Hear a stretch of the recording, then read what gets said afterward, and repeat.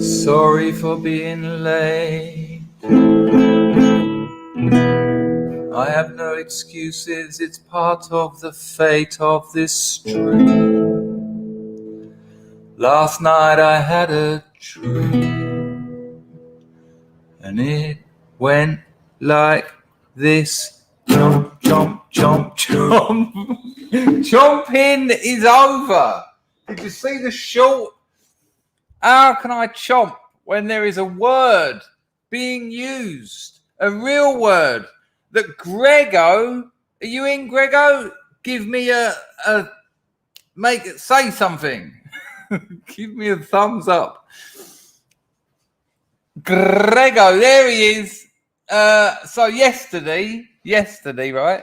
Sorry I'm late, people. I've got no reason for it. It's just bad timing.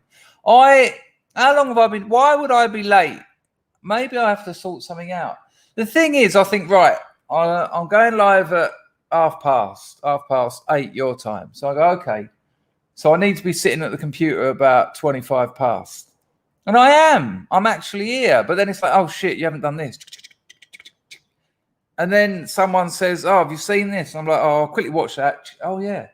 Oh, I'll quickly have a wee. Then I go for a wee and think, oh, I need to clean the sink. And I forget that, oh, you've got 5 minutes. But I forget that I've already lost 3 of those by watching the video, having a whiz. So then I'm just cleaning the sink thinking, oh, it'll be all right. Then I'm like, oh, no. And then when I come back over here, I think, where are these? And I don't know where they are. And I'm looking for them. And it's called unmanageability. Oh, you're joking. Can you hear that? It's probably not that bad, is it? The microphone is directional. So anyway, hello everyone. Knife. All right, everyone, knives out. Yesterday, I have a confession stroke apology stroke thank you to Gregorian Chanter here. Gregor the Enchanter. Oh, I like that. That should be your channel. You should have a channel. You've been on fire lately. You've got a very fast and very funny penis. Imagine a doctor said that to you. You went to the doctor and said, I ain't feeling too good. And he took a bit of blood, checked your pulse, give you a once over, and he went, you've got a very fast and very funny penis. What do you mean it's fast? And they go, well, it's got a lot, it's quick. Okay, what about funny? Well, look at it. Look at its funny little face, this little one eye there. Hello. Okay, doctor. Now, okay. Well, what is it? But 5 million views. Did you have a virus? Is that what they call it? Hello, Magic Baby, over there on Twitcheroony. We usually have 2 or 3 on Twitcheroony. There's thousands over here on YouTube, but I like it. I like to see you over there. Now, Tito's got a very fast and funny penis. But while we were watching old Linda Ingram yesterday, and she was talking about the Virginia governor race, at one point she said gubernatorial. And hang on, let me just make sure I've got it right. At one point she said gubernatorial. Now that suits me. For me, that's a great sound. Gubernatorial. And I started laughing, going, she's so excited she can't even pronounce words. Oh, so you're someone I know. Look at that picture. Are you Carl up north on YouTube? He did have you had a gubernatorial virus. Anyway, Grego said, while I was saying, look, she just said gabernaputapa. Grego said gubernatorial, and I even commented on it. I put it on the screen and went, gubernatorial. And it's a word. Gubernatorial is a word meaning of a governor voting, or of a governor. No shit. Gubernatorial. So I learned something. There you go. Yeah. Gubernatorial. It's incredible. Oh, you're over there and on here. Okay, RSQT1. RSQT1. Oh, good Lord, you've made me say lewd stuff. So how amazing. Oh, Grego's not claiming it. Pags, was it you? Willow's asking if no. That's the Holy Grail because it doesn't exist. That is in the Ark of the Covenant. You've got to get past Satan and melting faces before you find that. So that's very nice. Grego said that someone else dropped the goober fact bomb. Linda wants to know what the Grand Old Party stands for. Grand Old Party. Yep, that's what that one is. I'm almost 100%. Never listen to me, people, especially the youngsters in the chat, both of you. Never be 100%, even if you know it to the core. Okay, you can be 100% about things like what your name is. But if you know a fact and you get into a little debate with someone and you go, no, you're wrong. I know for sure that it's so-and-so, or but never be 100%. And a wise man will give themselves a percentage of, so if you think you're 100%, always say, I could be wrong, but I'm pretty certain. That's better than saying, no, you're wrong. Because I've had half a century of living, there's been a few times where I've been 100%. There's been times when I've put money on it. Like I remember the one I fell out with the bloke over it. Really weird. What a shame. And it was about an actress in a movie. And I said, no, it ain't her. It's so-and-so. He went, it ain't. Oh, and it is. And I just sort of watched it the other night. Now, I was sure that it was this one actress because it was the actress I was talking about, but I had the actress's name wrong. So although I could see her, I thought she was someone else. So you have to, that's just a little Thursday tip. I mean, we are on weekend eve, so enjoy yourself. Most delightful. Who would like to take credit for gubernatorial? Willow suggesting it's Lulu. don't call him that. Call him it. No, never. No, she's like the Spurg at primary school. That haircut. Who would do that deliberately? Hello, Howard. Good to see you, mate. Name that song. What a tune. Bong comes in really heavy. Dong, dong. Dong, dong. Dong, dong. Amazing vocal from Johnny Lydon. Oh, it was. There you go. Look, everyone knew. I even posted the Defano Sciati. Yeah, but by that point, I was enjoying saying gubernatorial. It's a fantastic... Not that there's anything right with calipers, but let me tell you something funny and cruel that happened as children. And because children are little shits, on the whole, they can be. There was a kid at my school. Can I say his name? There was a kid at my school called Carl Stringer. Right, so his surname, good call, Marzipan has nailed it. There was a kid at my school, morning in. There was a kid, hello, Alan. Good morning, sir. Yeah, good, really good. It's lovely having the missus here. I had a good night's sleep. Those two things are connected. Yeah, and it's lovely to be streaming. And we've had it pissed down with rain and then it stopped. Bullet has blown open the doors of griftation. He said, there's many a slip twixt the cup and the lip. Oh, I like that a lot. Who's that? Oh, Billy Big Balls. That's brilliant. What is the I'm unaware of the context, but is it about if you're drinking, you can make mistakes? I'm guessing that's what it means, but I could be wrong.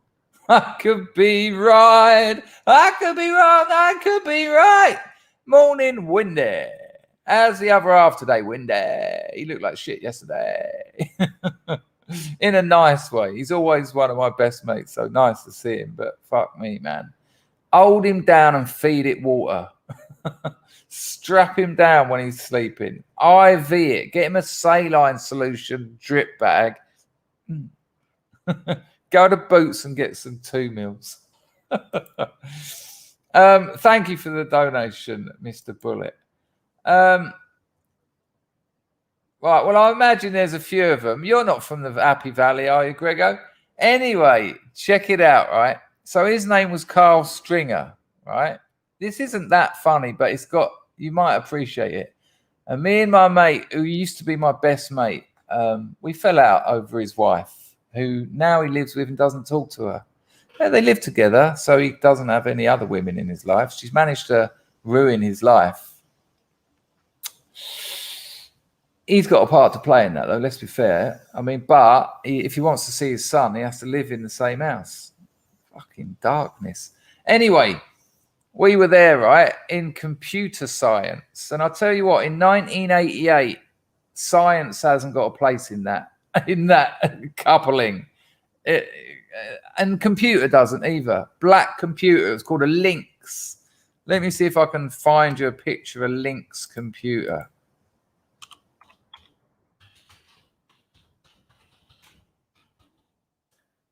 And we were allowed to look at it. We didn't get to program it or play on it or anything. Oh, they're all a bit too modern. These look like actual computers. It had a green screen. You know, when you can only watch it in green. Can you imagine? Where's that coming from? Where is that coming from? Good Lord. All right, hang on a minute. It would appear mouse cat. Ian said something. Danger peeled. Don't peel me. Don't peel me, or you'll find I'm a little bit fruity. Been watching your old uploads as some entertainment. Could we have the live reaction videos back? Some of the takedowns were of UFC quality. The witch with the pendulum. Okay, I'll consider that. I'll consider that. For sure. Nice one, Ian. That's nice that you've been checking out some of those.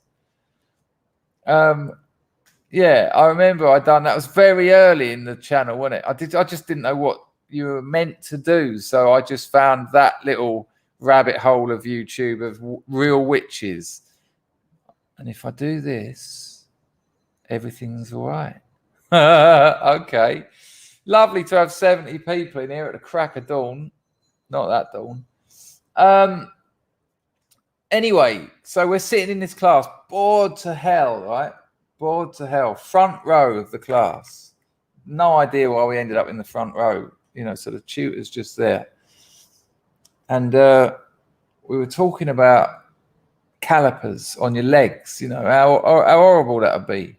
But in a sort of a 11-year-old giggly kind of, you know, just sort of saying weird shit. Like, imagine it got he said, imagine it got magnetized to an escalator.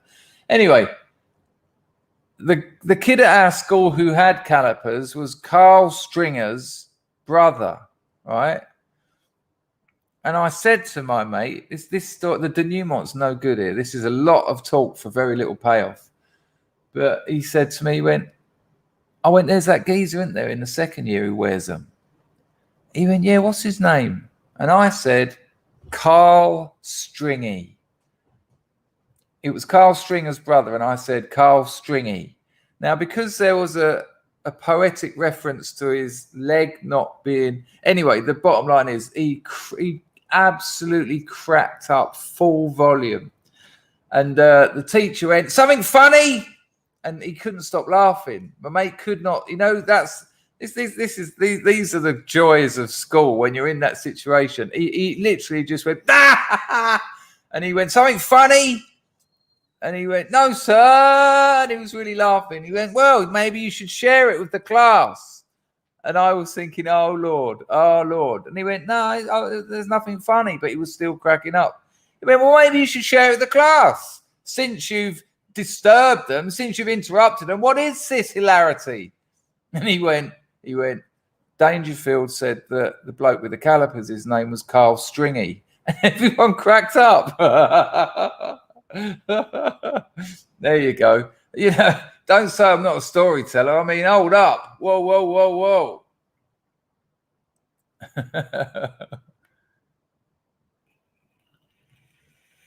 Matt D remembers a Mac being wheeled. It was amazing, wasn't it? Marzipan had an Apple II as well. It was shit. Ash says, good day.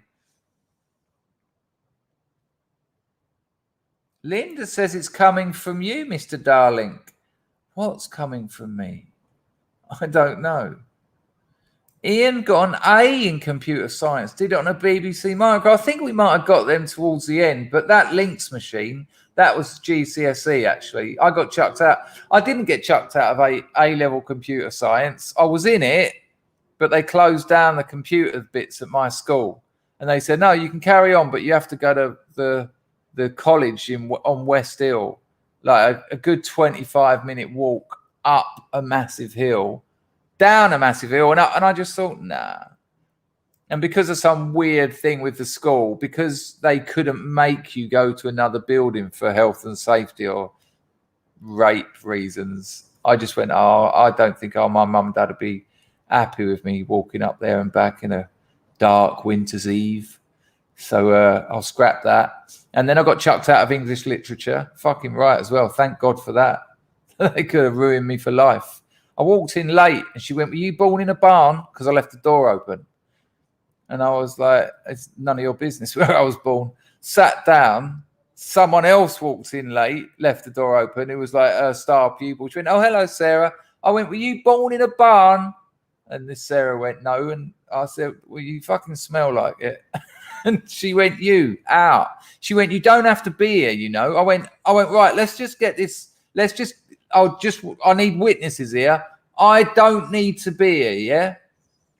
And the tutor looked all like under stress. And I said, I don't need to take English literature. It was a retake, right? Because we didn't do English literature as what a nice thing in an English school. We didn't do English literature as standard. But in the sixth form, I was doing pottery, art, and design, A levels, right? And so they made me do English literature, computer science. And so computer science I got chucked out of. And then when she went, no, you don't have to be here. And as I was walking out, I turned around and I said, oh, listen, you don't have to be here. Why are you here? I was like, Dave, Neil, you hate this class. You ain't going to pass. You can't even read. You don't read anything. Why are you here? And they were all like, and I really felt sad for them, knowing that they were going to go through 4 hours of that every week, all year, to get an F in English literature. And by 2 weeks into my sixth form, I was doing art, pottery, and design. It was wicked. It was like a precursor to the art school I'd always dreamt about. And because I was spending all my time doing creative stuff, my portfolio waltzed me into art school. It was brilliant. They hated that I'd managed to wangle it. At the first half-term assessment, well, it would appear you got chucked out of computer studies, science. Oh, no. No, you have to go up to West Hill. My parents aren't happy about me walking home on a dark winter's eve. And the tutor said that that's an acceptable exemption. And he was like,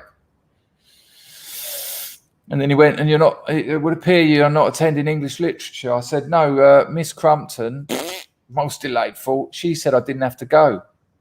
He went, what? I said, yeah, she said I didn't have to go. And I checked it with her in front of the whole class. So, you know. And he went, so you're doing A-level art, A-level pottery, and A-level design?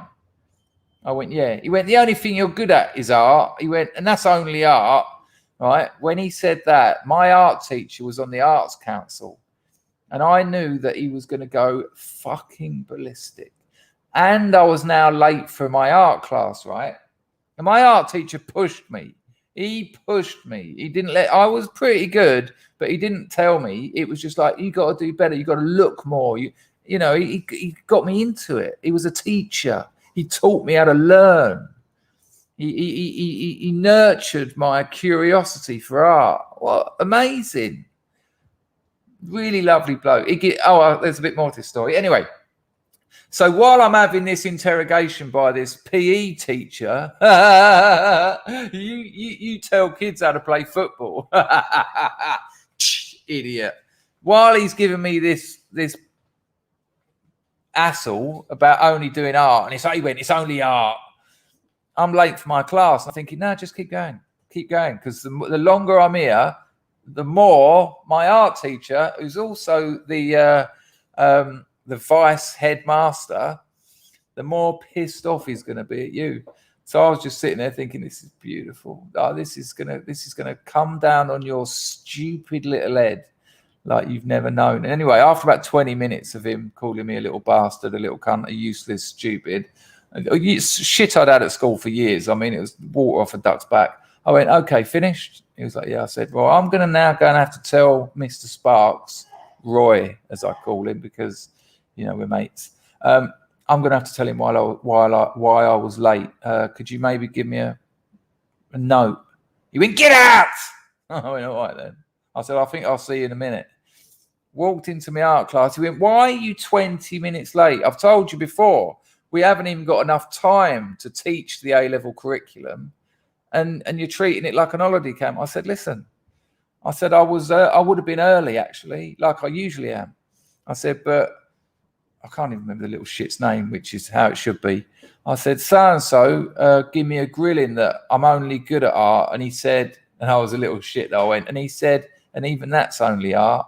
He went, what? I went, yeah, that's what he said. He went, come with me. I thought, oh, Lord. Not only is this going to kick off, but I'm going to get to witness it. I went, you want me to come? He went, come on. He was about 6'7", this geezer. And the PE teacher, predictably, was about 5'2". He kicked the fucking door open. It was like something out of Terminator. This little maggot was in his room just sort of writing up nothing. He was probably writing poetry to the sixth form girls or something. My art teacher kicked the fucking door open. He went. I was thinking, this is maybe I've over-egged this one a bit. The door went bang. The geezer jumped up scared. He went, what did you fucking say? And I was like, no shit. Just the glory, the wonderment.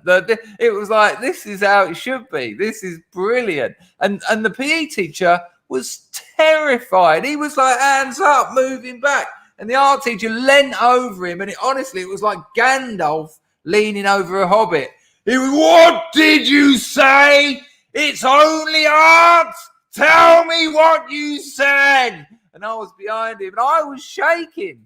The whole thing, the room was shaking. And this bloke went, he went, calm down. He went, calm down. And the universe was shaking, the reverberations. He was, this bloke cared about art.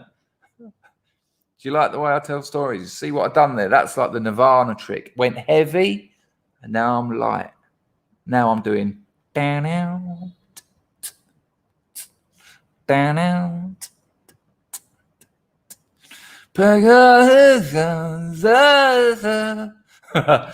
Anyway, when he managed to calm him down, but he had spit hanging from his lips, there was sweat, he was red as a beetroot.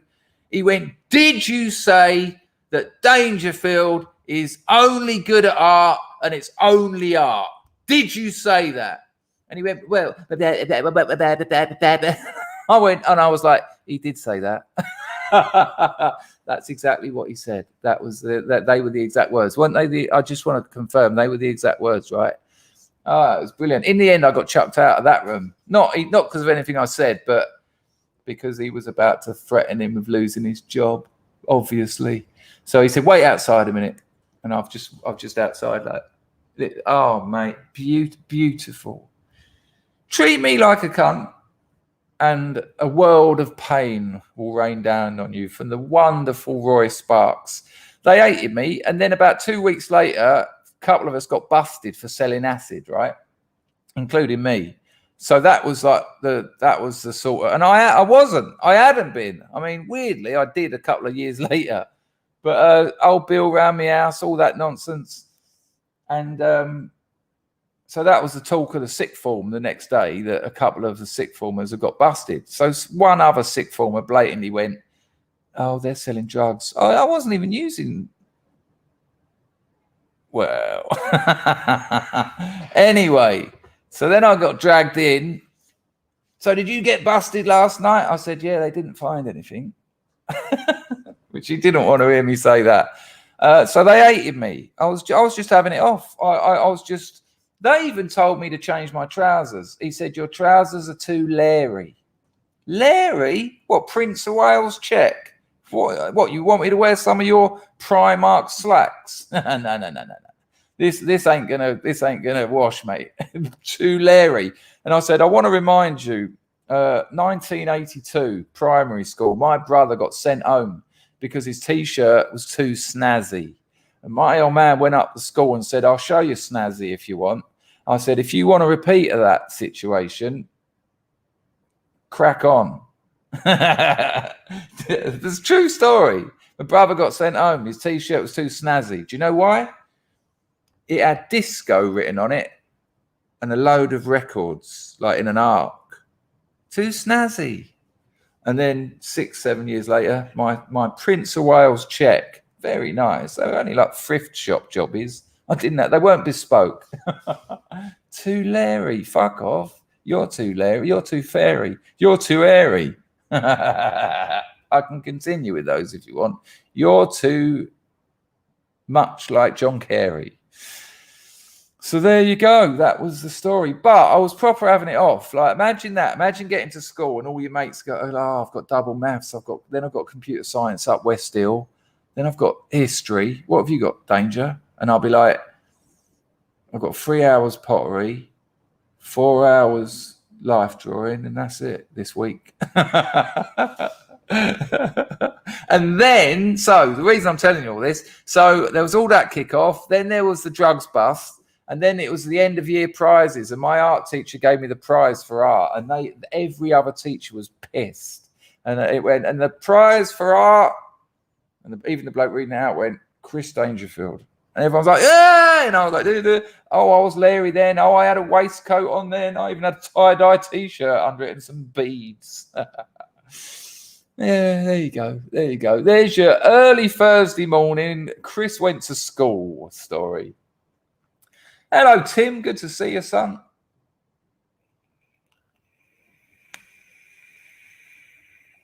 There you go, Baz. In your language, I imagine that rhymes. I saw you'd been watching Salty Cracker yesterday. I know, it's ridiculous, isn't it? No, it wasn't. I forgot to mention. I didn't forget, but I just thought I wouldn't say it. It was in like glitter writing. But, you know, Mad Lizzie got thrown out of CDT.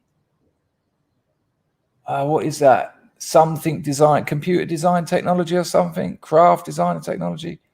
Literally dragged by the legs. It was absurd, wasn't it? Absolutely absurd schooling in those days. I mean, I loved it because it was mental.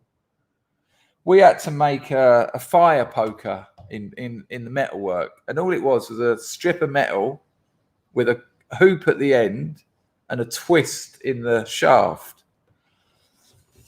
Talking about too snazzy, twisting the shaft is a bit much for 8:30 Thursday morning. But the metalwork teacher had obviously been here before, so when all the boys made them, the end of it was just like a fucking like a syringe. It was so sharp. Everyone just made weapons. You couldn't have kids. So at the end of that project, when we'd all learn how to bend the hoop on, when we'd learn how to turn it and all this luck, at the end of that project, the metalwork tutor he went, right, all the girls can go, and all the girls just fucked off with their fire pokers, and he went, right, all the boys line up with the first person at the bench grinder, please. So we're all there with our fire pokers, and he just went, turn the bench grinder on. Give me yours. Go. Next. Just took the spikes off every single one. That's because he knew men and women were different. It was weird. It was what a thing to know.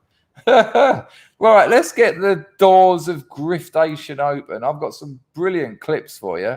Look, listen, I know that I've been a bit US central, but it's where it's all happening at the moment. And whatever happens in America affects the rest of the world significantly. But you won't be disappointed because there's some absolute classics. Some of the things that have been said. If you yesterday on the stream, a couple of people said that they haven't got hope for political solutions, right? And that's fair enough. I don't expect everyone to agree, but I thought about that a lot yesterday, and I thought, you know, if like John said it, and that's all right. Are you here, John? And I thought, John lives in Hungary. Imagine how different Hungary would be if Orban wasn't prime minister. If you had a Marxist prime minister, if you had a Democrat, you know, imagine how different that country would be. There you go. Hello, John. You're right, son. You know, there's a significant difference in Hungary because Orban is in parliament. It's what's keeping the country on its feet. You know, do you think if Merkel wasn't in power and a right-wing government was in power, Germany would have suffered so much at the hands of the Syrian migrant crisis? No. Politics politics and government is undoubtedly significant in the everyday lives of people. You know, it's all very well people saying it's all just a dog and pony show. Well, it's not if you live in America at the moment. If you live in America at the moment, you're watching your country go down the pan. And the difference between getting these Democrats out and getting someone like Trump in is changes not only your life, but your children's lives, the future of that nation. You know, it will be on its knees in 5 years if this shit carries on. Now, does that mean that government is a solution to everything? No. Does that mean government will go near certain things that the likes of you and me want them to go to? No. But you can't dismiss it. It's having the wrong people in can do untold damage to a nation. Untold. Look what Blair done to England. You know, if Blair wasn't in, if someone who was had a conservative outlook on life was in, England wouldn't be in the mess it's in now. Britain wouldn't be in the mess it's in now. No way. No, they planned what happened. They planned what has happened to England. It's in their official documents. We're going to rub the right's nose in diversity. That's their own words. And the problem in saying it's just an awesome dog and pony show, you know, then other people might start thinking that, and then that stops them voting. It's like when Russell Brand said, "Don't vote." Fucking idiot. Because if you don't vote, people like Blair get in. If you do vote, things like what happened yesterday happen. Now it looks like the Republican candidate isn't going to get New Jersey, but that there's still been at least a 16-point swing. The Virginia one won. That it was as far as a precursor to the midterms go. The midterms are going to be a bloodbath, without a doubt. And you know what the Democrats are doing now? They're doubling down on this is a problem with the Democrats. They've got the moderates going, we need to be more moderate. They've got the progressives going, we need to be more progressive. And you've got a shit pants, a shit pants reanimated corpse in between them all going,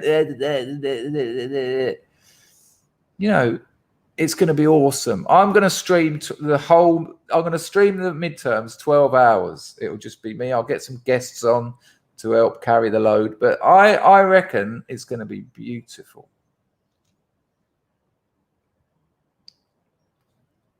Having a different government in America at the moment is the difference between America remaining strong or China and Russia getting stronger.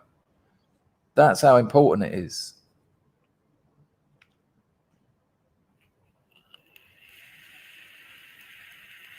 Now, at the same time, I know that a couple of words in the chat isn't your whole argument. And it's kind of unfair because I get the platform to elaborate my whole argument. And I'm not accusing anyone of writing it off. And I know some comments are kind of throwaway, but I think you have to be careful when you write off politics as part of a solution, especially when the people on the ground, you know, our American brothers and sisters are absolutely having a fucking nightmare at the moment. They're watching their country go down the pan, and it's only going to get worse. It's only going to get worse. And I guarantee that, and I've already seen it. I've already seen people talking about, well, we need to get this $3.5 trillion bill through. You know, we need to do this. All this fucking climate change nonsense. The Republicans have been accused of bringing race into it.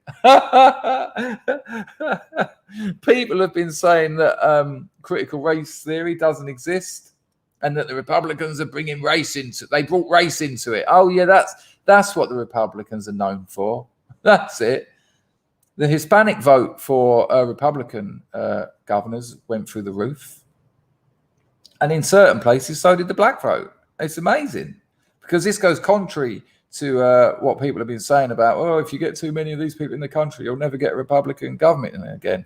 Well, when it's going to cost them $100 to fill up their car, you'll be surprised what people start voting.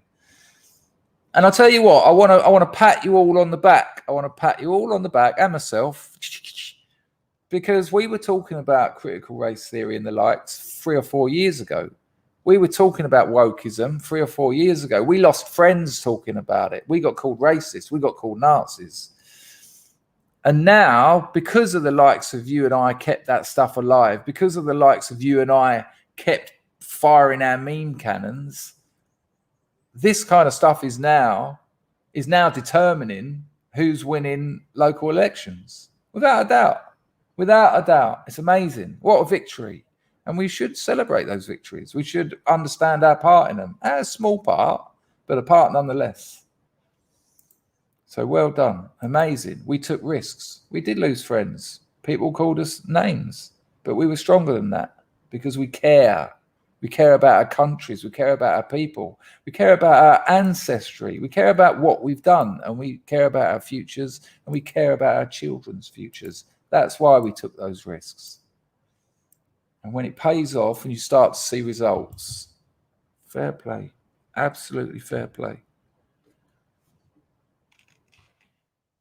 Right, okay, hi. You can support this channel in a multitude of ways. You can become a member, top link in the description. We do private streams for them. There's going to be 2 hero streams this month. Apologies. This month, there's only one this month.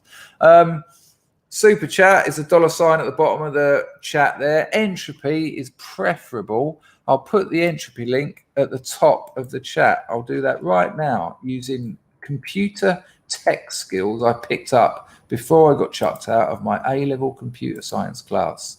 Now, if I've managed to get the coding right, that'll be there right now. I don't expect to get rich from YouTube. I've got a tiny channel, a very good one though. Small is beautiful. But I do expect a few donations because I put a lot of time, effort, and passion into it. And as I always want to say, in fairness, I get nice donations. It balances out nicely. So thank you all very much, and thank you all for being here. Now, where are we going to go first? What are we going to look at? Good Lord, I've been gabbing, I've been prattling for 40 minutes. Okay, what one? This is excellent. It's quite long though. I think I'll.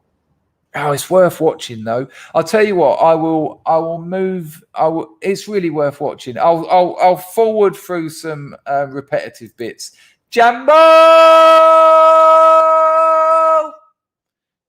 says, "Who the hell do we vote for in Britain? We're doomed either way. But I will vote for the first time out of desperation." Yeah, it's a fair question. It's a fair question. But in local elections, you look for independence. You know, you look locally. Just look locally. But as bad as the Tories are, and they're shocking. They're shocking. You don't want to protest abstinence. You don't want to protest abstain and let that other lot in. I mean, you know, it's the lesser of two evils for sure. It's a very good question, though, Jambo. In fairness, is that but things change. Things change. It's a good question. Thank you, Jambo, for that donation.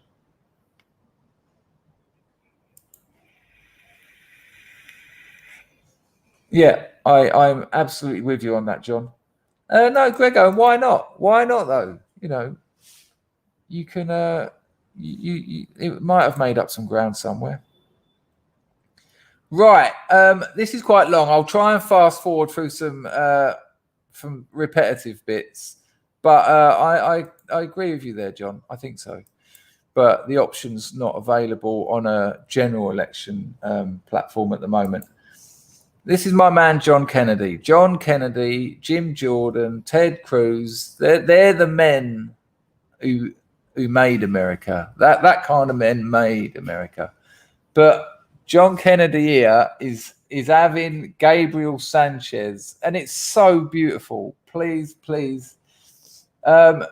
This Gabriel Sanchez is a Biden judicial nominee, right? So Biden has put this bloke forward for the Supreme Court or for some judicial position. I haven't quite worked that out.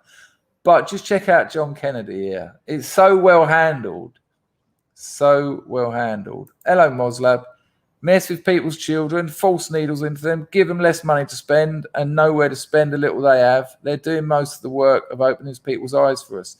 Yeah, I totally agree. But it's a long time, though, Moslab. It's a long time. Look at the damage they've done in 10, 11 months now. But it must blow your mind when people say that politics is a dog and pony show. Are you all right? Are you all right with the Democrats having another 4 years, or would you like the Republicans to win? I don't. I know that's a rhetorical question. Field Marshal Dawn Browning, hoit to that. Hola, you beautifuls! I'm just in from the garden. I hope you all have or have had Linda. Oh my God. Who's having Linda? What's been going on here? Have you got a saucy story for us? A lovely day. Love. Mwah. There you go. Nice one, Dawn. How's your garden? Oh, what's the song? Browning, quite contrary. That doesn't work, does it? Dawn Browning, never frowning. How does your garden grow? I can't remember the rest of it. Thank you, Dawn. Much Shano Capricitato. That's lovely. Thank you, Matty D. Name a worse leader than Trudeau. Stalin. You got to go pretty low, though. Yeah, it's ridiculous. I mean, vote him out. Get a shot of him. Because your leftists do go out and vote. They do go out and vote. Thank you, Matt, and thank you, Dawn, and thank you, Jambo. Lovely. That's applied some grease to the cogs of the Dangerfield thought machine. Silver bells and cockle shells and pretty things all in a row. Different tune though, and I've got the lyrics now, but wrong tune. Hello, Custard. You all right, son? Right. Like I say, it's a bit long, but please pay attention because at the end he nails it. It's so good. I will try and skip through some bits just so that I'm not using Forbes' content as my own because there seems a touch wrong with that. Can you give me an audio check, please, people? Because we do have problems with that. Thank you. You're recognized. Thank you, sir. Judge, congratulations. Thank you.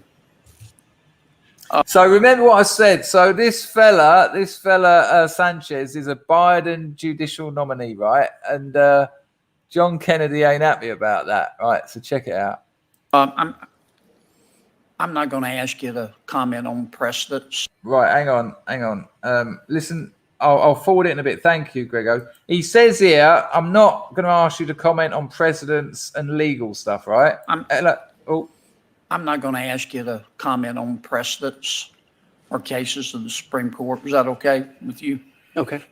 Right, so he's eliminated. He doesn't want him to talk about the law, doesn't want him to talk about precedents and things. Now, I'll fast forward a bit because there's an issue with his microphone, right? And they say we can't hear you, right? Then it gets. This is excellent. Senator, That's exactly where I am. That's the other part of the situation.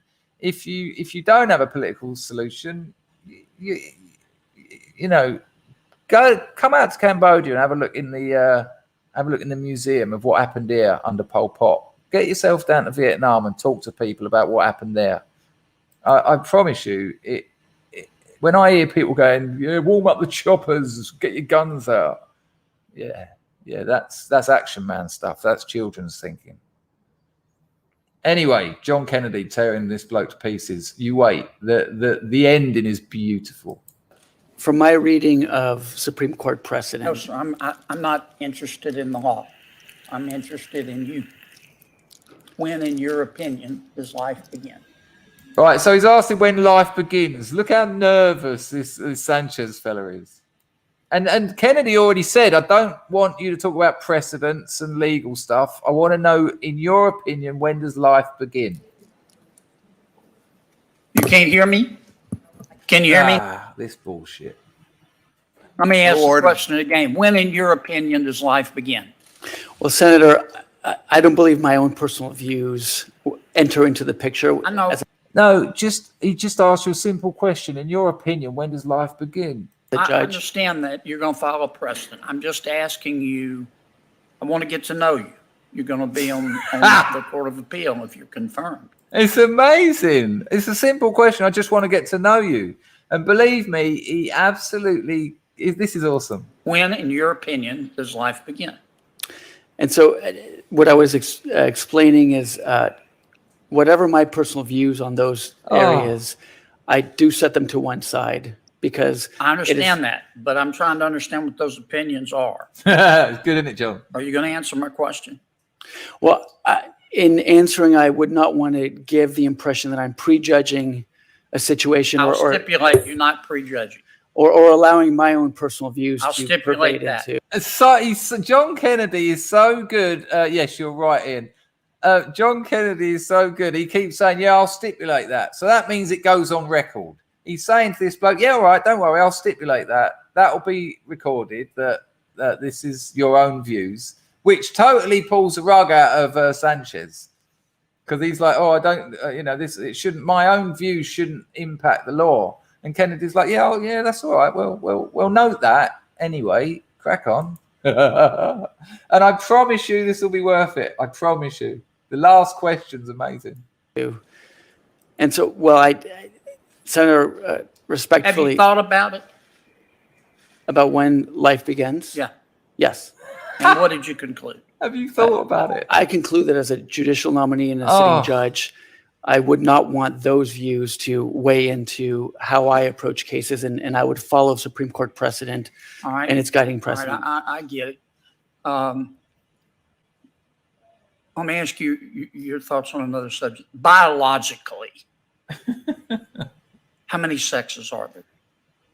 All right, look, that's a simple question. Biologically, so no, I don't care about the law. I don't want you to don't go to what the Supreme Court says. How many sexes are there biologically? That's a scientific question, essentially. We don't need any legalese here. As I understand it, there are different views on that topic. I'm asking you your view. Look how nervous he is. Again, that is an error. Why are we in this position when a bloke who is standing to be on the appeals committee cannot say how many sexes there are? This is in the US government. What the fuck? As I understand it, there's different views. Yeah, what's yours? Because you're about to get quite an important and influential job on the future of this fucking country. So can you tell me biologically? It's insanity. Area that I believe could come before me as an issue, as it has come recently. I'm not asking about a case. I'm asking about you. Biologically, in your opinion. And can I just stress, right, as you probably all know, Kennedy knows what was going to happen. Kennedy knew that this bloke was going to dodge this and all the other questions. He knew that. And so that's why he set this up. It's so, this bloke would have left this little interrogation with his balls down by his ankles. Check it. As a thinking adult, how many sexes are there? Senator, as I said before, my own personal views, I don't want them to enter into my role as a judge. And so if I were to be faced with an issue where a person's sex or gender came before me, I would apply that Supreme Court precedent and consider it in the context of that. We stipulated that. Yeah, we'll make a note of that. Again, look at his face. Look at how uncomfortable. Come on, man. If you can't get through this, I'm absolutely with you, Mick. It's fucking absurd. Asking you personally, biologically, how many sexes are there in your opinion? I would give the same answer as before, where I would not want to give an answer of my personal view and give the impression that I'm prejudging an issue myself. Okay. Have you thought of? I mean, what? Okay, so are you gonna stick with that criteria for everything? So if he's overlooking an appeal and the bloke said, well, he had a gun, and then he goes, what's a gun? Is this bloke going to go, well, I'm not going to let my own views on what a gun is get in the way of this. Yeah, it's bullshit. And he knows it, which is why he looks like his pants are filling up. I bet there's so much shit on these chairs. What about it? I have. Okay. Apologies, I did skip the best bit. Have you thought about it? Judging an issue myself. Okay. Have you thought about it? I have. Okay. What was your conclusion? That it is a matter of importance and debate in our society today. And while I have my own personal views about it, my role. Welcome to the left, people. Can't even give his personal view. He's not in a court of law at the moment. Kennedy just wants to know his views on it. As a judge is to apply the law and precedent and let the arguments and facts speak for themselves. All right. In your opinion, is the California Court of Appeals systemically racist? Senator, I have not had occasion to consider whether a court system. There's nothing left of you, mate. You're nothing. This is what leftism, this is what utopianism does to people. This is a shell of a man. His missus is never having sex with him again after this. This is so weak. This is what utopianist thinking does to you. It makes you stupid. It makes you weak as fuck. He can't even say how many sexes there are biologically. It's just insane. Fucking insane. It gets worse. System is systemically racist as a court. As a general matter, I believe judges take their oath of office very seriously and try to agree consider. With that, but what about the California Court of Appeal? Is it systemically racist? As I said, if there is, that's the job he's going for. That's the job that Biden has nominated him for. So if you're going for a job in a court of appeal, that's you're going up for that job, right? If I went for an interview, a normal interview, and for a judge in a court of appeal, and they said to me, do you think the court that you're looking to work in, do you think it's systemically racist? I'd like to think I'd have a fucking answer, because if I did think it was, I'd say yes, and here's why. And if I didn't think it was, I'd say no, and here's why. This is what leftism does to people. There's nothing left of him. He's been hollowed out. He's hanging on to ropes of sand. Because everything utopian, it just seeks to destroy. There's no coherent thought. There's no coherent belief system. There's no consistency. That it's just bullshit. It's stuff used to destroy what's already there. And that's why what used to be called conservatives were called conservatives, because they conserve things that have been demonstrated to work. Family, community, nation. And that's why he's just Just nothing, just a shell of a man, just a hollow voice box. You know, they stick a tube up his ass, pump him full of nonsense, and then he can spill that shit out any time of day. But when a man asks him a simple question, in your opinion, not you as a judge, in your opinion, how many sexes are there, biologically speaking? His penis went inside his body when he started saying that.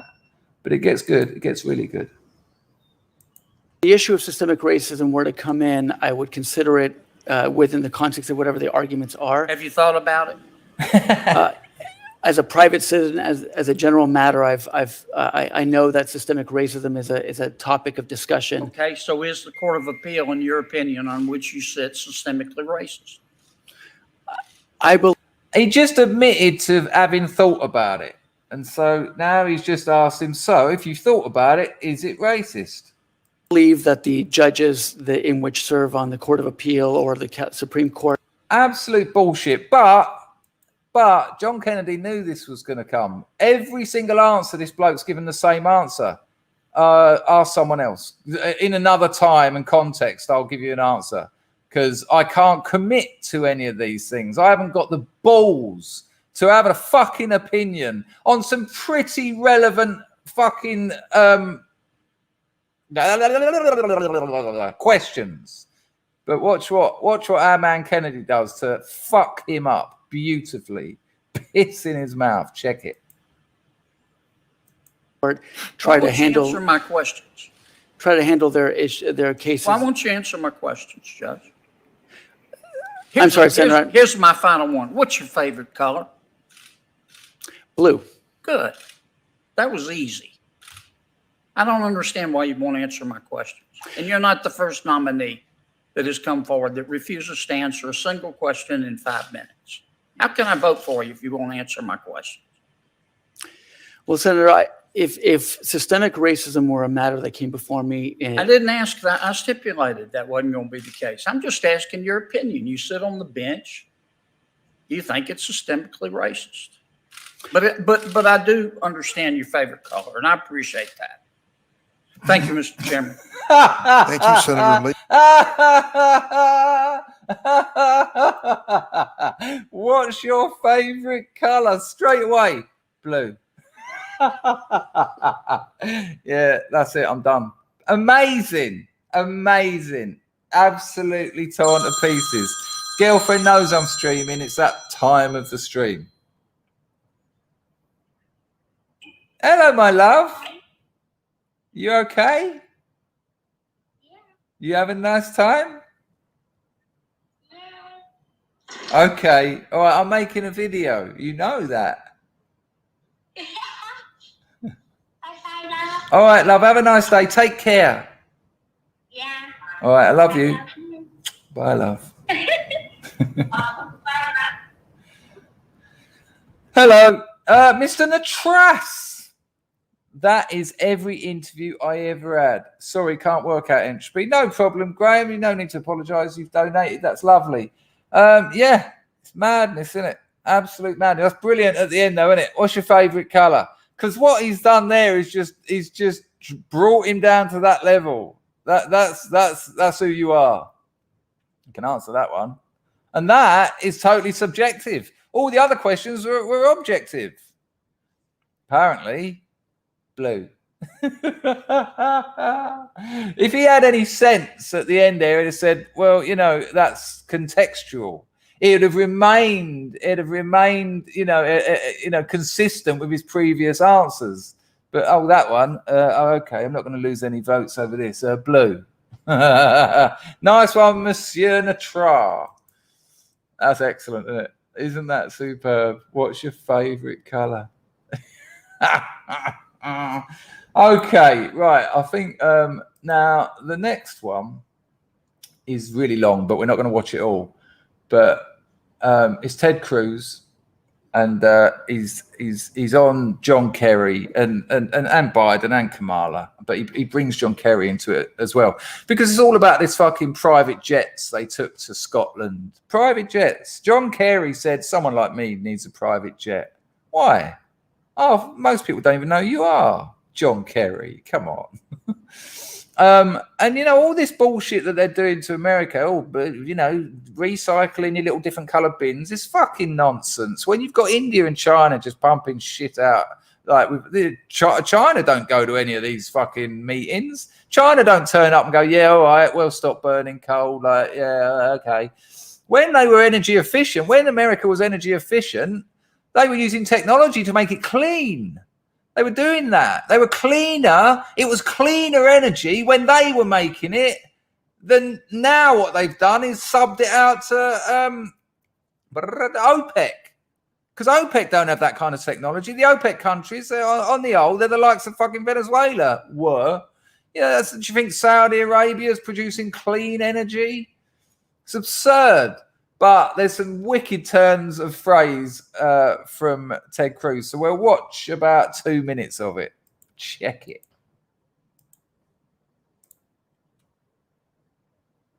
Ted Cruz, another one, just like John Kennedy. He's the kind of man that made America. Check it. Prices are going up. Heating oil. When your heating oil prices go up this winter, you can thank Joe Biden and John Kerry and Kamala Harris for that.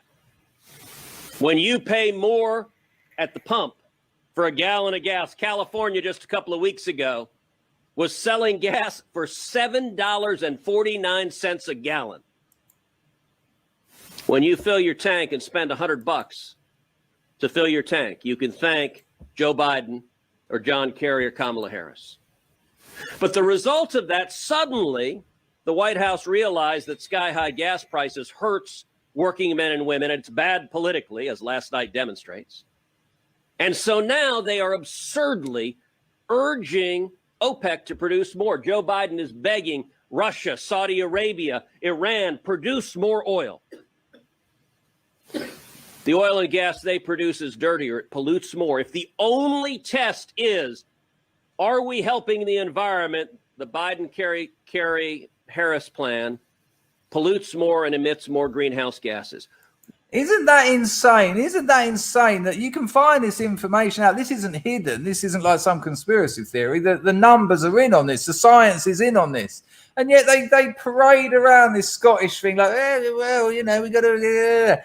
No, you fucked up America's energy independence. They were not only energy independent, but they were selling the fucking stuff. It was a boon for the economy. And now you've just subbed it all out to OPEC, who are going to put the prices up, you dozy fucker. Why are they going to put prices down when you need it? That's not how you don't. This is the basics. When demand is high, fucking put your prices up. Or what? They're going to say no. Oh no, we don't. America doesn't need gas, doesn't need energy. No, oh fuck it. If you're going to put the prices up, well, we won't buy it off you. No, they've got America by the bollocks now, and Europe. Let's not forget that, the Nord 2 pipeline. Oh, shut down the Keystone pipeline. Bang, 11,000 jobs go, and all the money that went into building it, the amount they've got. No, close that down. No, now Canada's going to be fucking driving oil in lorries. What? The best way to move oil is through a fucking pipeline, like the Nord 2 one. So not only have they fucked America here, they fucked Europe, because Putin has now got Europe by the balls. Nice one, Biden. Well done. Oh no, you've really helped. You've fucked it up, and you fucking knew it as well, because you hate America. You hate people of European descent. You want it over. You said yourself, I saw the video, a continual stream of immigration that replaces the Caucasian was what you said. Now, it's all right for you and your family because you got plenty of money. You can go and build a fucking wall around your Delaware holiday house or wherever the fuck it is. The poor white people in the cities can't do that. But, fuck them because you're all right, Jack. Arseholes. What nation had the single greatest reduction in CO2 emission last year? Nice one, Mad Lizzie. I'll see you in the private streams. Lovely to have you on the firm. On the firm, Lizzie's on the firm. I'll take Ted Cruz's last comment back because this is an interesting part and relevant. Had the single greatest reduction in CO2 emission last year? The answer, and it's not even close, is the United States of America. We led the world. What nation is the world? Amazing. They led the world when they were energy independent. They were winning. They were doing what the likes of the Green New Deal was pretending to do. And they didn't have to spend $3.4 trillion to do it, though. World's greatest polluter, China. China was nowhere to be found at this conference in Scotland. Of course not. China's producing new coal plants. Why is America leading the world in reducing pollution and carbon dioxide emission? Because on a widespread scale, we're substituting natural gas. There you go, look. People talking about political solutions. People talking about dog and pony shows. When the United States were energy independent, Saudi Arabia was having to pay people to take their oil. There you go. That is your difference. That ain't a dog and pony show. That's an economic and energy. And as soon as it's economic and energy reality, it's a military reality. And when it's a military reality, it's a fucking safety reality. For coal in electricity production. If the only thing you care about is reducing pollution and greenhouse gases, then you should embrace natural gas in particular because it is reducing pollution and greenhouse gases more than anything else on Earth. It's absurd. And yet Joe Biden and Kamala Harris and John Kerry are trying to kill it. One final point. Not only do they not believe what they're saying, but their hypocrisy is rampant. Hey, their hypocrisy is rampant. There's another cracking line coming up. Headed to this climate conference, these officials flew in giant jets. John Kerry has a private jet that has flown dozens of times this past year all around the country. I don't know about you, but I don't have a private jet. I don't believe any of the people on this stage have their own private jet. Portland does. John Kerry, when asked about his private jet, said, really, for someone like me, it's the only way that makes sense to travel. What an arsehole. John Kerry. I'd struggle to recognize him. Big chin, sort of. I mean, for someone like John Kerry, come on. What an arsehole. And then he flies out to a fucking green conference. They all did. What? Come on. And at these conferences, they don't mention China. They don't mention India. They don't mention them because it makes their narrative just collapse. It's just fucking madness. All we need to do, less of this, less of this. It ain't going to make a fuck of difference when you got China farting zillions of fucking carbon. The China's carbon footprint, you can see it from the moon. What dripping, condescending arrogance. It's amazing. What dripping, condescending arrogance. What dripping, condescending arrogance. You know, when we travel, I'm in the exit row on Southwest Airlines. Let's land this jet, Ted.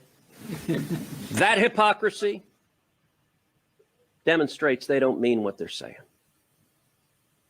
You want jobs, you want to protect the environment, you want abundant, low-cost energy.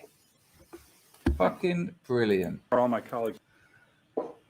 Amazing. Field Marshal Browning says Master Ben's also been watching Cruz and Kennedy psychologically sever a few heads today, and they don't stop coming, and they don't stop coming, and they don't know. They're brilliant. It's brilliant. I'm absolutely glued to this, especially after the yesterday turnout in Virginia and New Jersey and all the others. Don't forget, the New Jersey thing, it's like neck and neck, but there's another week, apparently, for mail-in ballots, some other weird, I don't know, paper planes or something. People send them out their high-rises and they turn up. But even I think AP have called it in the Democrats' favor, but that's still a 16-point loss. So yeah, I'm thank you, Dawn, for the donation and the comment. The midterms are going to be bliss. It's over for this lot. Everyone's just like, no, fuck all this. Absolutely, it's. I mean, imagine being someone who voted for this lot. How do you defend that? Imagine you've got a few Republican mates down at your local boozer or something, and before the election, Orange man bad. He said, grab him by the pussy. Oh, terrible thing for a man to say. I've never heard every single man I know talk about women in that sort of way. No, men don't make jokes about sex. No, terrible. Oh, terrible. It's almost like he's human. We can't have a human in office. That would be ridiculous. And then, I'm going to vote for Biden because I believe in this. Well, 10 months later, go on, crack on. How's it going? How's that looking? Are you into that continual stream of immigration? You're into it. You're into the southern border. That's the sort of thing you wanted from your government. Are you into this OPEC situation? Are you into the Nord 2 pipeline? Is that your thing? What about China and Taiwan at the moment and everyone exploiting a weak America?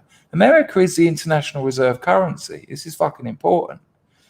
How do you defend it? How do you defend voting for these people now? I mean, don't get me wrong. We all make mistakes, and I would give credit to any Democrat voter who said, "You know what? This is a fucking mess, and I made a mistake." All right, okay. I've made plenty in my life, but I'm sure there's still people who say, "No, this is what I wanted." The only people who are saying this is what I wanted are millennials. The only people who are saying this is what I wanted are people who get all their information from their Marxist university lectures. No one else wants this. The only people who want this are people that think that a white man bad. The only people who want this are people who think that America is an evil place and needs to be replaced by South America. That's essentially this whole plan. Weaken the USA economically, weaken the military, let China and Russia take advantage of it, which they are. They know the clock's ticking. Well, apparently Biden's got 4 years, but he probably won't make it through 2. There's a very real chance of impeachment somewhere along the line here. He's broken laws. He's continuing to break laws. He signed off about a zillion fucking what they called executive orders in the first day. Fuck that. I mean, when they were talking to Biden about what happened in Virginia and Minnesota and all over the place yesterday, which was an absolute, what did they call it? A woke wash. He was breaking the law. The only people who can defend that are people who are politically naive, young kids, 18-year-olds who went, Orange man bad, Biden. Yay, go Biden, go BLM. I mean, what's BLM? What's happened to BLM? What's that now? What is that? I wonder whether that was a politically arranged series of riots. Look at the state of Trump's America. We need change. I mean, why have they stopped fighting? Why have they stopped rioting? Fucking madness. Absolute madness. Right, I want to a slight change here. So yesterday I played you a reading of Lumi's prize-winning poem, and it was fucking great. What a great poet Lumi is, and a great writer of fantasy as well. And I said that it was quite a bad reading, and I feel a bit bad about that now because I didn't have to read it. And as Lumi said, the meter was quite tricky, and people haven't got time to sit and learn these things for weeks on end. If you've got a YouTube channel and it's got very few subscribers and you get 100 views per video, you're not going to sit and learn this stuff for a week. And so I apologize to the person who read that. And I was also put onto their channel, and it's right up my strata. Check out this channel. This is the channel that belongs to, I think there's a few of them, but this is their channel. And look at it. I'll put the link in the chat. Hearth of Europa. There you go. Hearth of Europa. What a lovely title. They've only got 600 subscribers. I'll bosh mine in there. And they read fairy stories. They read European fairy stories and all sorts of stuff. I mean, look, there's some absolute classics in here. The Fox and the Geese. Look at that. The Wolf and the Fox. Cunning Little Foxes. The Storyteller at Fault. The Mouse, the Bird, and the Sausage. Let's hear a little bit. Let's hear a little bit of the Ogre. Oh, bollocks. I didn't put the audio on. Apologies. So this is a really nice channel. And if you've got kids, this might be an absolute dream for you. Nice little short stories. Check it.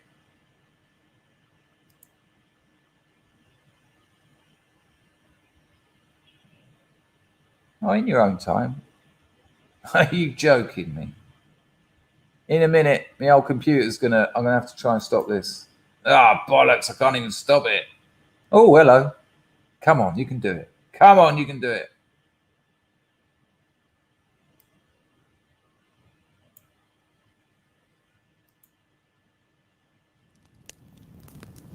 Check it out. Lovely.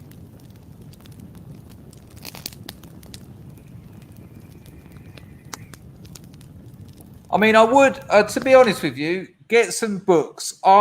My book of fairy tales, and I've told you before, and I'll tell you again, that was my comfort rag. Most kids have a dirty old bit of rag. I had a book. To me, it was about that big because I was like 4. It was probably only about that, but my mum said I used to just hold it all day long. If I went to bed, it would be on my pillow next to my bed. And of course, when my old man had time and actually opened it, and the pictures, the illustrations, it used to blow my mind. And my dad would be sitting there going, you know, they carved through the mountains day and night, through rain and storm and wind and fire. And I'll be like, and you know, I knew these stories off by heart. I knew them. I couldn't read, but I'd know what word was coming next because I'd heard them so many times, and it just meant so much to me. So if you've got young kids, give them some of this European culture because, you know, how many times have I told you about the figure of death and how the figure of death is, you know, it's the central theme of the European story. What Benjamin said, it appears with the regularity and frequency of the bell that strikes at noon on the village clock. And you know, get kids used to this stuff because they're European. Americans, Australians, Canadians, you've got European blood that runs through you. This is our culture.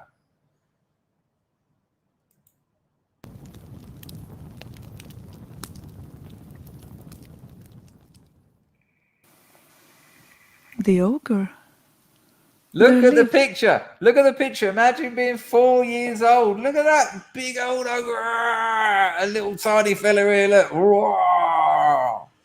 Amazing. Amazing. I love this shit so much. Once upon a time in the land of Marigliano, a poor woman called Marcella, who had 6 pretty daughters, all as upright as young fir trees, and an only son called Antonio, who was so simple as to almost be an idiot. Hardly a day passed without his mother saying to him, "What are you doing, you useless creature?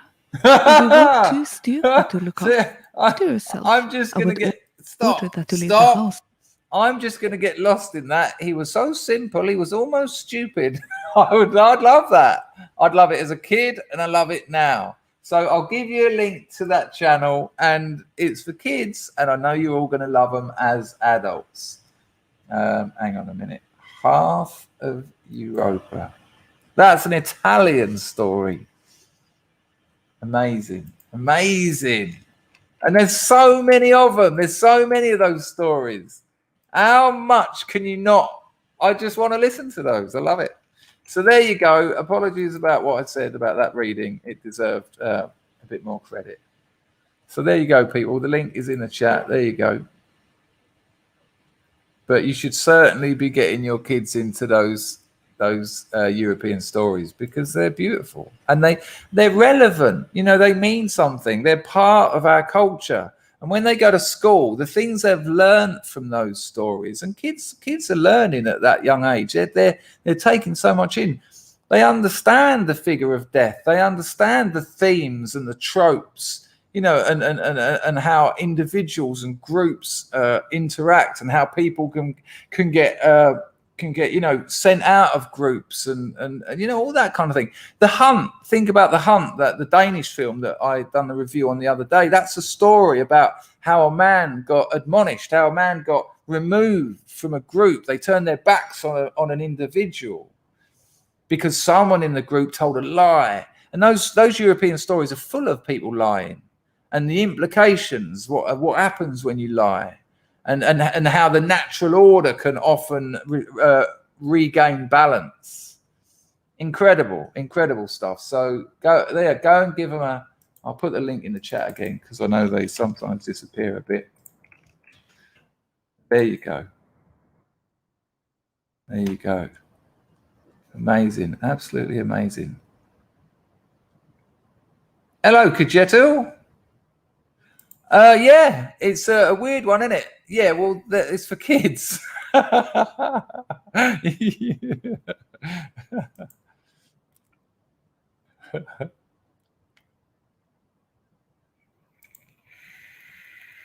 Exactly, Moslab. And those stories are full of that. You know, they're very basic stories. Do you remember the ones I read? I've done a night where I read three fairy stories, a German one, an English one, and a French one, and that spanned 3 centuries. 3 centuries, 3 nations, 3 languages, although I read them in English, obviously. And they're just such amazing things like, and she went back into the forest and chopped off his head. And when you're a kid, you can cope with that. The sanitization of childhood. I despise modern childhood. It's such a creation. They've made it up. Oh, the innocent little things. Give them teddies and no. Kids are going through hell. Kids are thinking about death all the time. Kids understand that shit.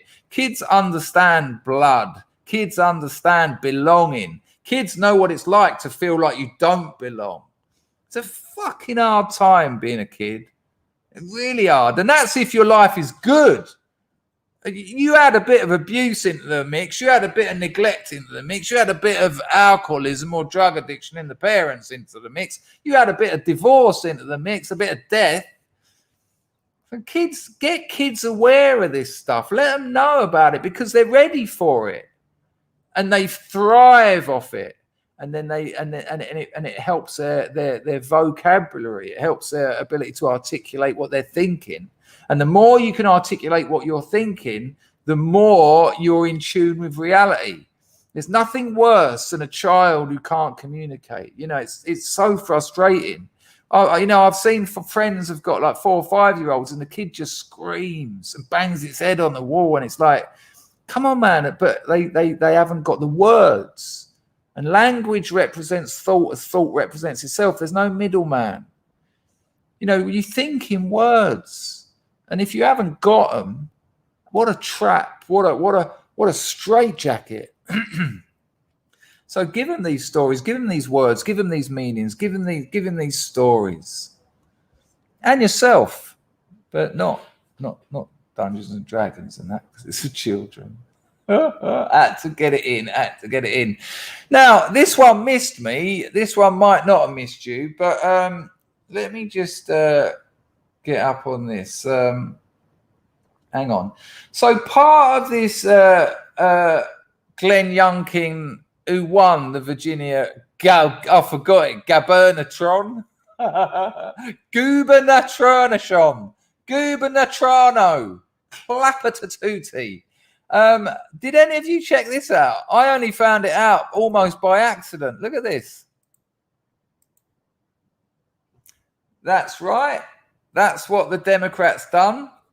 They paraded these 5 people with their military hats and their tiki torches. Now, that is obviously when Youngkin, there's his what's it called? His tour bus in the background there. When he pulled up in Charlottesville, the Democrats made this fake white nationalist, you know, the tiki torches harking back to what happened in Charlottesville. I mean, it's so desperate. You might notice a slight problem.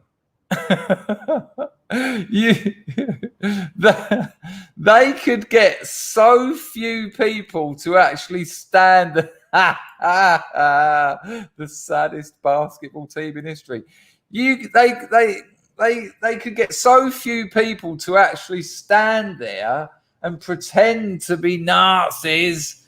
Can you see the problem? Is there anything there that makes this particular white supremacist setup seem a little bit dodge? And I'll tell you what, they have lied and said that, the Democrats who set this pathetic little stunt up, they've said, we thought everyone would know that it was just a joke. They've said that. Oh, we didn't expect anyone to think this was part of fucking Youngkin's campaign.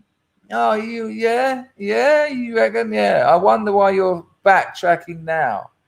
It's absurd. Look at what they've done. Look at them standing in the pissing rain. Look at how wet this geezer's shirt is.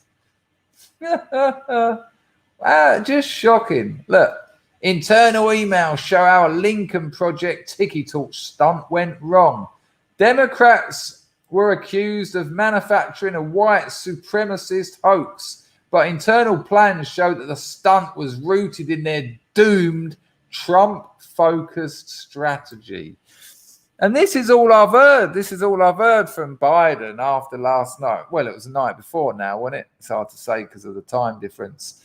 But they're saying that, well, you had a 16-point swing in New Jersey, regardless who won. You won that. You won that by 10 points. And Biden said, well, we didn't expect that amount of Trump voters to come out.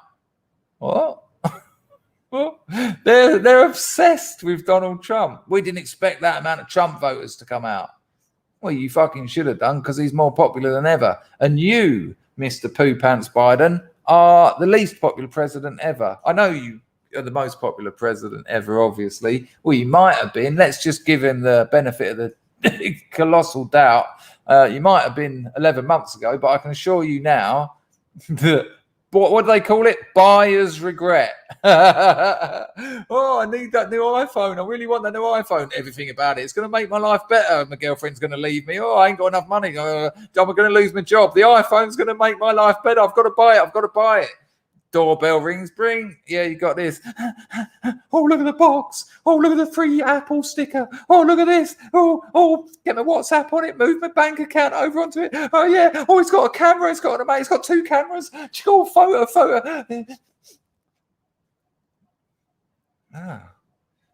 My life's pretty much the same. I'm just $1,100 down. Yeah. Not much. Not offering me much more than my old phone that didn't cost $1,100. Yeah, but I've got two cameras. It looks pretty much the same as the other camera. Oh, better put that on Facebook though. Oh, just 2 likes. I thought I'd get more from a new. Yeah. Goes to bed that night. Miss is in the bed next to him, facing away from him. And he puts his hand on his shoulder. Fuck off. How are we going to pay the gas bill? Oh, I don't know.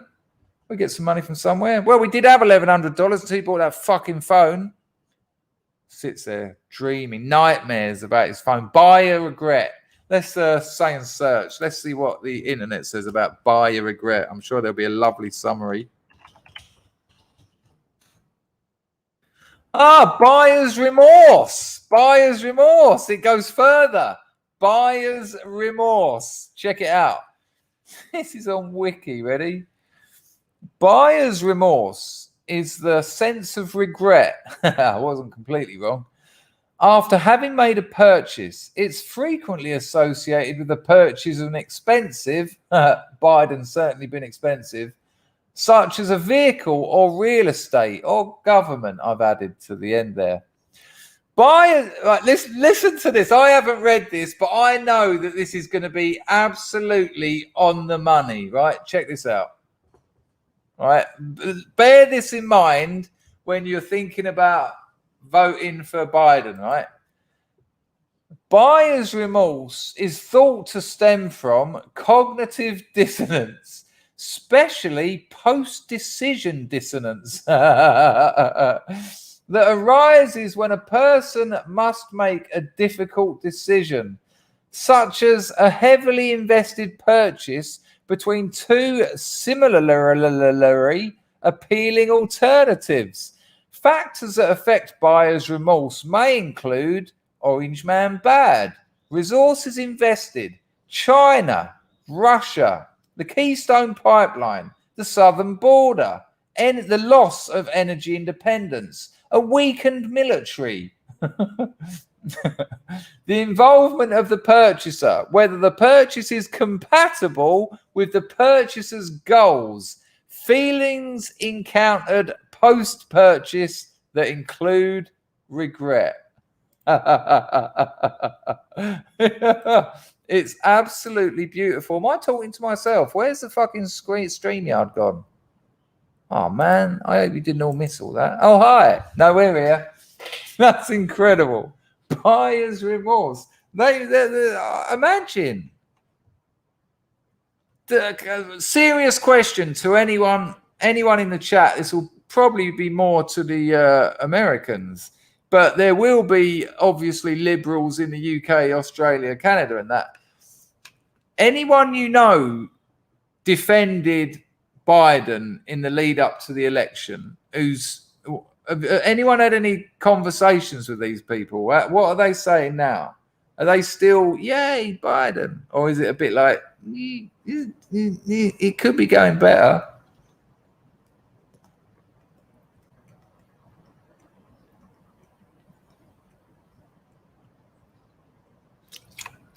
You cheeky bastard. Was it apparent that I added those additional slogatro? You are so late, Chrissy. It's not good enough. It's not good enough. Yeah, there you go. Yeah. Well, I mean, how can you defend it? Crazy, isn't it? They're all in hiding. They must be. I mean, what? How can you defend it? I mean, I'm sure people are. You know, well, the administration's doubling down. You know what the administration's saying about yesterday? They're saying on many news reports I've seen that the problem is they haven't gone far enough. This is what they're saying. They haven't gone far enough. The Biden electorate expected radical change. And because they're not getting it, they're voting for Republican governors, gubernatorial races. Oh, that's the answer. Yeah. Well, you need to weaken America more. You need more immigration. You need higher fuel prices. Yeah. That's the way to go. And they get that. You know, this is no great foresight, but that's what they're going to do. You can guarantee it. They're going to ramp this bullshit up. They're still trying to get that $3.5 trillion thing through Parliament, whatever it's called, Congress. It's madness. We haven't been radical enough. We haven't been woke enough. Well, don't worry though, we got a few more years. Fucking bomb the place. Why don't you just save everyone the hassle? I obviously don't mean that, but I can't imagine 3 more years of this. They're gonna, you know, these at the moment, America is your classic Airbnb nightmare. You know, you rented your house out to a couple of people and they're going to have it for 4 years and they're going to leave it a shithole. They're going to leave it with the pipes hanging off, the carpets full of piss and spunk, the fucking fittings stolen. You know, those hotels in Paris that they put all those Afghans in that they left with 3 million francs, euros worth of damage. That's like America's a macrocosm of one of them. I don't know, shocking, huh? Right, this is quite interesting. Oh, this is a very strange video. That's not the one I wanted. This is worth a look. Hang on. Someone got very busy in their front garden. This is going nowhere, by the way. I've been checking Let's Go Brandon out on Google Trends. It's growing. Yeah, you know what I mean, Graham? It's exactly that, isn't it? Let me tell you a little story, right? Last time I went to Thailand to get clean, before I left, a friend of mine said, "You're going to leave your Soho apartment empty for 9 or 10 weeks." He said, "Why don't you Airbnb it out? That's then going to pay for your flight, your accommodation, your brass, everything." And I said to him, "Yeah, I don't want the hassle, man. I don't want the hassle of them coming in and sort of complaining about something or something goes wrong. And I'm literally climbing the walls with shit coming out my ass. And I'm getting emails coming through going, oh, we're not happy about this." And he said, come on, your house is fine. It's a lovely little flat in the heart of Soho. Anyone would dream, it'd be a dream to live there. And then I said, no, I just don't want the risk of hassle. And then he got back to me. He said, I've been looking at the prices. You can get about 600 quid a week for your pad. And that, I was like, oh, can I? Well, I'm going off for 11 weeks. So that's about $6,500. So I thought, yeah, I'll take the risk, right? So I put it on Airbnb, and I stated in my advert, this house is lived in. This isn't a clean, perfect, it's a bit run down. It's a bit worn. It's not dirty. Don't get me wrong. Everything was cleaned. I had a couple of cleaners come in before I left because of this. But I said, it is worn. It's a used house. It's an old property in the heart of Soho. Anyway, this fucking bastard. After about 3 days, he wrote back. He emailed me. I'm rattling my tits off. The last thing I want is hassle. He went, I'm not going to live here now. By the way Airbnb works, I've already got the money in my bank. I've already started spending it. I'm not going to stay here anymore. I'm going to complain, blah, blah, blah, blah, blah. And he said, however, if you lower the rent a bit, I'll be happy to stay here. And I thought, you fucker. So I contacted Airbnb and said, listen, this bloke reckons that my house is unlivable. But he said he'd still stay there if the rent was lowered a little bit. And so they got back to me and said, yeah, that doesn't add up, does it? And then I said to him, I don't want him living in my house. Anyway, between you and me, I got someone to pay him a visit. He went. He decided to up sticks and go. And I spoke to Airbnb and I said, so what happens about this money? And they said, well, we pay him back. And then when you rent your house out again, we'll take a percentage out of each house to get that money back. I was like, oh, right, that's how it works, is it? Cancel. I got $6,500 for a bloke who stayed in my house for a week. Fuck him. I mean, it was a junkie's house, but trust me, it wasn't grubby. There wasn't like things behind things. It was a clean house, but it was used. It wasn't like, the house was probably 200 years old. But yeah, amazing. How do I pay you back? They said, oh, we don't have that facility. We'll take it out of future rentings. And I thought, well, I ain't going through all that again. So I had like a couple of days nightmare. When you're withdrawing, you don't want that. You don't want someone in your house with your $5,000 bespoke fucking computer on your desk. And so I thought, there's only one option here. Yeah, I need you to pay someone a visit. I'll give you $1,000. He went, no worries, just tell me where. I'll sort it out.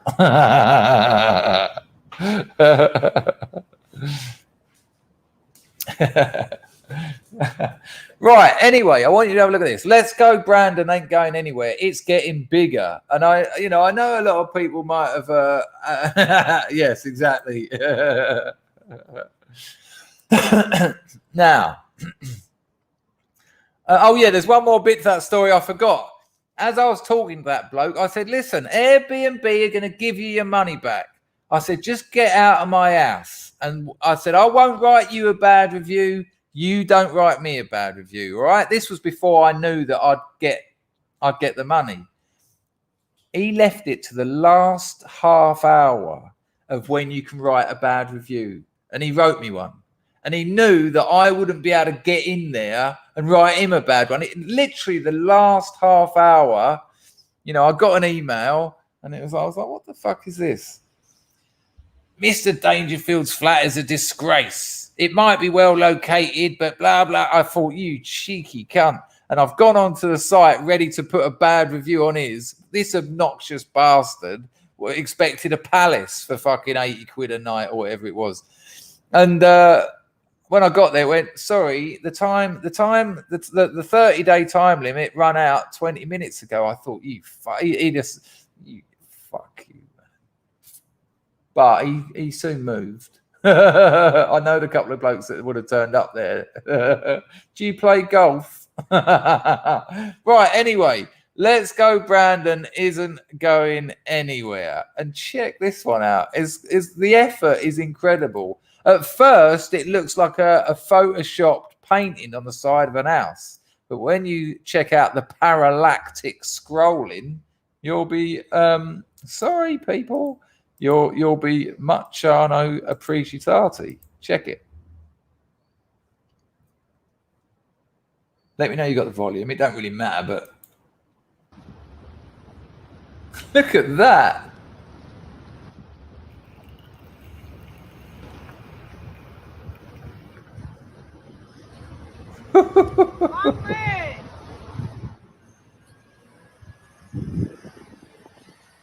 That's how we roll. That's how I fucking roll. Go big or go home. Let's go, Brandon! The geezer's actually gone to a print shop and said, yeah, you see this photo of Brandon? I need it, but about 20 foot tall. That's how we roll. Go big or go home. It's beautiful. I absolutely love it. All right, we're going to have a look at a very interesting channel that most of you probably watch. It's the Liberal Hive Mind. Now, I've fast forwarded past his meme of the day, and I only caught the start of this, but he's usually on point. So let's have a little look at the Liberal Hive Mind, because I am, hang on a minute, I am confused about BLM. It was 9 billion, wasn't it? It weren't 9 million. I'm right there. Didn't they raise 9 billion through their race grift? But what's happened? They bought a load of houses for themselves. Where's the paperwork? Where's the paperwork to show how they've helped black communities? I mean, maybe they have, but I ain't seen any of it. I haven't.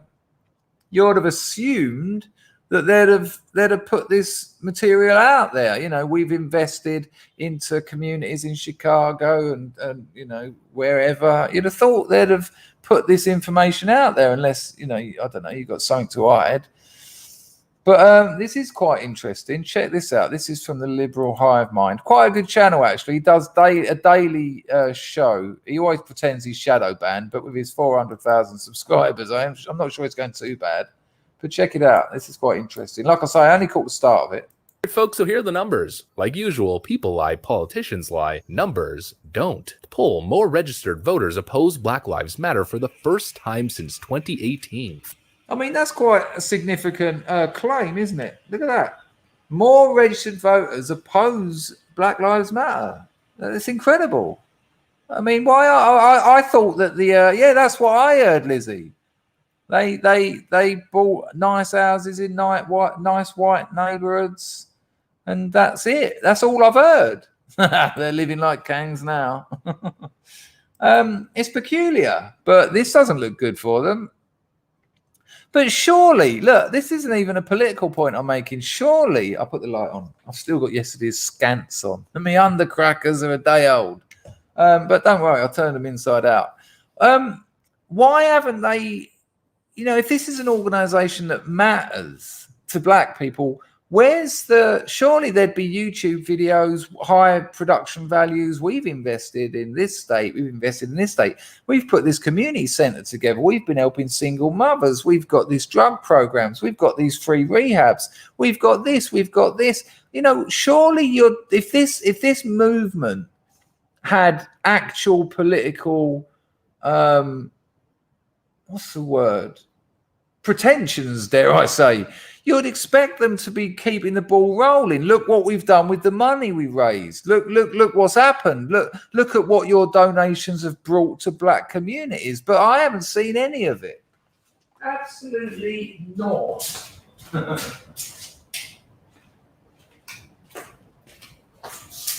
Which I think is absolutely peculiar. The grift has dried up terribly, and this content is incredible on weekend eve. What am I looking for? I don't know. I don't think I need to move my head that much, but I quite like the look of it. Hang on a minute, people. I've just got to de-blue myself. It's just a wipe of the hand. There you go. Amazing. Real magic. Let's go. Oh, you saw how I've done it. I showed you my back end. Ruined the illusion. Continue, Liberal Hive Mind. More registered voters opposed Black Lives Matter for the first time since 2018. 44% of respondents said that they oppose the BLM movement, compared to 43% who support it. 12% said that they neither support nor oppose, and 1% said unsure. It's a peculiar thing to put on a poll. Unsure. Have you thought about it? I mean, it was quite a big deal. You remember your country was burning for a whole summer. I don't know. These are registered voters, by the way. This is from registered voters, and you're unsure. Okay, that's reassuring. Continue. The registered voters who answered the poll were asked, do you support or oppose the Black Lives Matter movement? Broken down by age group, more of the 50 to 64-year-old and 65 age plus groups said that they oppose the movement. Sorry to interrupt, but quite sure is hilarious. Sure. No worries, Ian. Never a problem, mate. It is very peculiar, John, but quite sure is the winner. I just spoke over him, so we'll go back a bit there. It is worth hearing. Poll were asked, do you support or oppose the Black Lives Matter movement? Broken down. Not that bit. Said that they oppose the movement, while more respondents in the 18 to 34 and 35 to 49 age groups said that they support it. What a surprise. The 18 to 34 age group. People who haven't done anything, people who haven't paid taxes, people who haven't lost a job yet, people who haven't struggled to get their kids into hospital said, no, we think it's brilliant. Additionally, 52% of male respondents oppose, while 50% of females support the movement. While a majority, 85% of Democrat respondents support the movement, the majority, 86% of Republicans, opposed it. Interesting. What a surprise. We talked about this briefly the other day. Isn't it funny?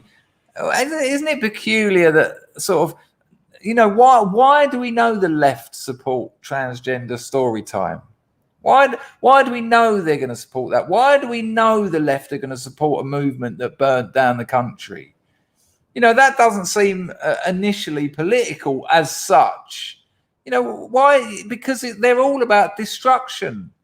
They have a utopian outlook which doesn't exist. Because they can't outright say communism. It's just this utopia. Utopia, the actual word means non-place or no place. And they can't ask any communist some basics about their nirvana, their perfect utopia. Just ask them basic questions like who's going to work in the sewers? Who's going to walk up and down the sewers? Who's going to do this job? Who's going to do that job? How's everyone going to be equal when are you going to have professors? Are you going to have intellectuals teaching subjects? Because that doesn't sound equal because there's people who can't do that because they're not as clever.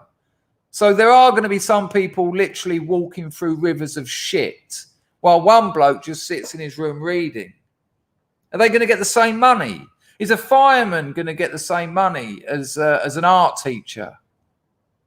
These are just basic questions, and they're all like, well, I haven't actually considered the details. Oh no, you're right, you fucking haven't. Nor have any of the other fucking communists that left millions of bodies in their wake when it failed 2/3 of the planet. They're the basic questions that the Mises thing. How are you gonna regulate value? How are you going to know the value of resources when you haven't got markets, when you haven't got free markets? Ask any millennial commie that. They won't even know what you're talking about. And I mean this because I've been there. How are you going to regulate the value of resources when you don't have free markets? Because in an economy, the value of resources is regulated by the exchange of goods, money, and services. Take that out of the equation. How do you know the value of resources, including labor, including work? How are you going to plan long term for that? And they won't even know what you're talking about because they don't know this stuff. They just listen to the airy-fairy. Well, they're oppressors. Whites are oppressors. It used to be the ruling classes are the oppressors and the working class are oppressed. Now it's race-based. That's all they've done. It's just a little switcheroony. Okay, all right, I understand that. I get your point. Okay, so there's racial oppression in the world. Right. But while we're on it, because you're talking about the economy, because you're talking about power, how are you going to regulate value? And when they don't know, go, well, hang on a minute. In Das Kapital, I think there's a full volume that breaks into 3 books of surplus value. Have you not read that? Have you read Das Kapital? Because you should know about surplus value.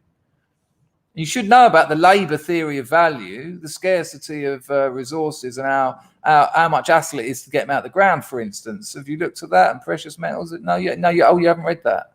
Have you read the Communist Manifesto where Karl Marx says you can sum up, basically, I think you can sum up communism in one line, the abolition of private property. So no one owns anything. So you're going to lose your iPhone, you're going to lose your computer, you're going to lose your house, you're going to lose your land. And you're all right with that, are you?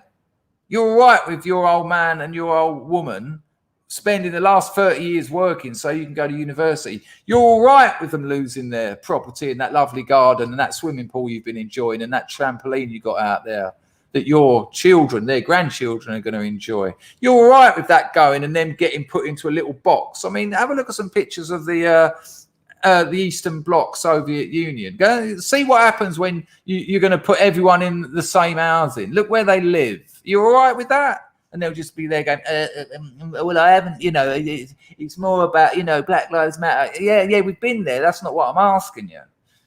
You're all right with everyone having exactly the same that they don't own. You're all right putting your house in the hands of the government, are you? And they don't know anything about this stuff. They haven't got a fucking clue. They just sit in lectures hearing people talking about critical race theory, which is all they've done. They've just put critical race theory in the place of the of the working class and the ruling class. Nice one, Chrissy. Scrub Jews, never scrub Jews, but I know what you mean. It's Machano Caprusciata.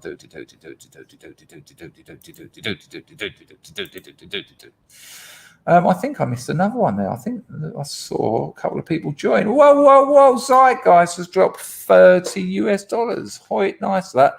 Loving the great reset. Yeah, that's what it feels like. Good name. I might use that for a stream title. The Great Reset. The Greater Reset. Nice one, Zeitgeist. That's much I appreciate. Winning is so it feels like it. I had it on yesterday's stream. Linda Ingram's angle, steady. She called it "America is Back," and it felt like it. This really feels like it. This has been the first time the electorate has been litmus tested. How are things going under the Biden administration? That's what yesterday's gubernatorial goober. The gubernatorial elections yesterday were the first dip of the litmus paper into what the electorate are thinking about the death of America. And it ain't looking good for the Democrats. Fucking beautiful. And it does feel like winning. And it feels like the start of a long run of wins. Nice one, guys. Thanks for that donation. And I like the idea of the great reset. The great reverse. We've got a member and all. Mr. MF has joined the firm. He's on the firm. MF is on the firm. He's on the firm. Nice one, Mr. MF. I'm a bit concerned that you would appear you've joined twice. I don't want to be taking twice as much coinage off you.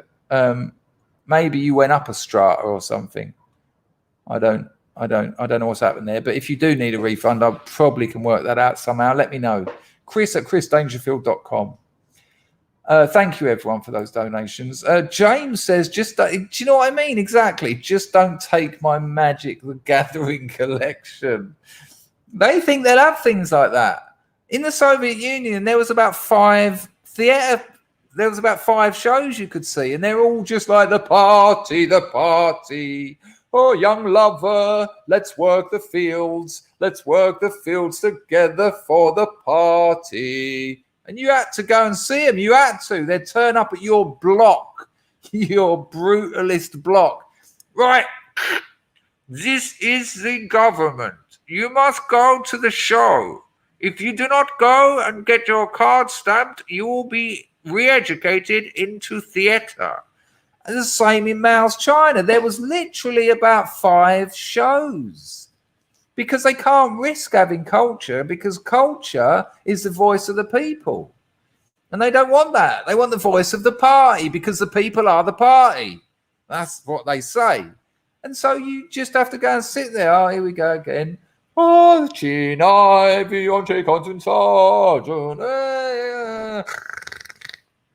They probably give them fucking Ritalin on the way in just so they could get through it again. Moslab says Zeitgeist has been a member for a year today. How did I miss that? Did he come up? So he would have got his free... Oh, I was prattling for too long. Nice one, Zeitgeist. 1 in the chat, people. The time ghost has been on the firm. He's been on the firm. He's been on the firm for 1 year. 1 in the chat for Zeitgeist. Nice one, mate. And I'll tell you why that's especially special, because I ducked out. I said, I'm not doing a stream anymore. I've had too many sleeping tablets. I don't know what's going on. Fuck it. And people hold tight. People held on. They knew I was coming back. They knew it. They knew I loved it too much. And well, there you go, Andrew. You know, that's that exactly. I know, ridiculous. Absolutely ridiculous, the amount of money they got.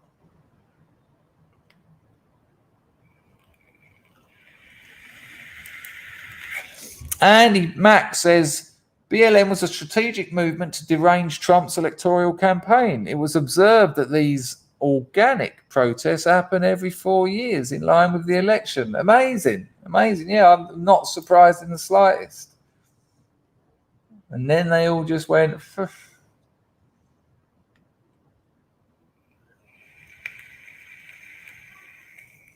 Yeah, I must admit, that is a peculiar thing. You know, when you've got Kaepernick, Kaepernick, who was adopted by white parents or something, and they looked after him and they put him through a very good school, and he's now a multimillionaire, and he's got the cheek to say that America's racist. Imagine being his parents. Thanks, son. You know, and he's so white.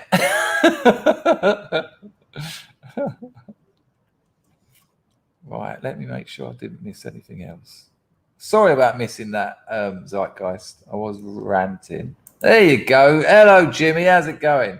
I've seen you've been putting in the hours, mate. Fuck me. 7-hour stream, an 8-hour stream. Oh, you bailed. Oh, okay. I'll take it all back. No, you're all right, son.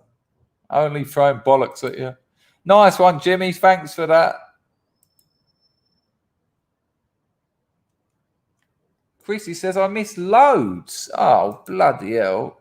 Mike Collins, I missed. He says, but lovely mansions are super grifters. Sorry, Mike Collins. Lil Bullet said, they end up saying their favourite colour is blue. Amazing. I'm just finding these on Entropy. Chrissy said, second for a far. Tanta, yeah. And then I got to Zeitgeist. And yeah, okay. Thank you, Chrissy. I caught up with them all. Sorry. But sometimes when I'm ranting, I want to get the message out. Got to get it out there. Yeah, they must be gutted. What an horrible bastard. What a horrible bastard. Horrible. What an horrible thing to say to about his own people, his own parents and their people. Yeah, sorry that we went to an orphanage and picked a mixed race kid, and now you hate us. Sorry for helping you, spending all our money on you, getting weird looks from people and sacrificing for you, and now you don't care. Well, that's what I'd have thought, John. That's what I'd have thought. Baz says that Jimmy done an 11-hour stream. Mick says it the like people. I've got to agree with that one. Apparently, Moslab says Grego's being fun.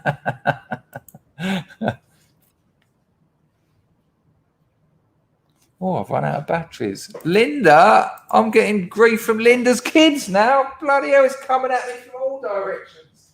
Lord, can you hear me when I call? Lord, can you hear me when I call?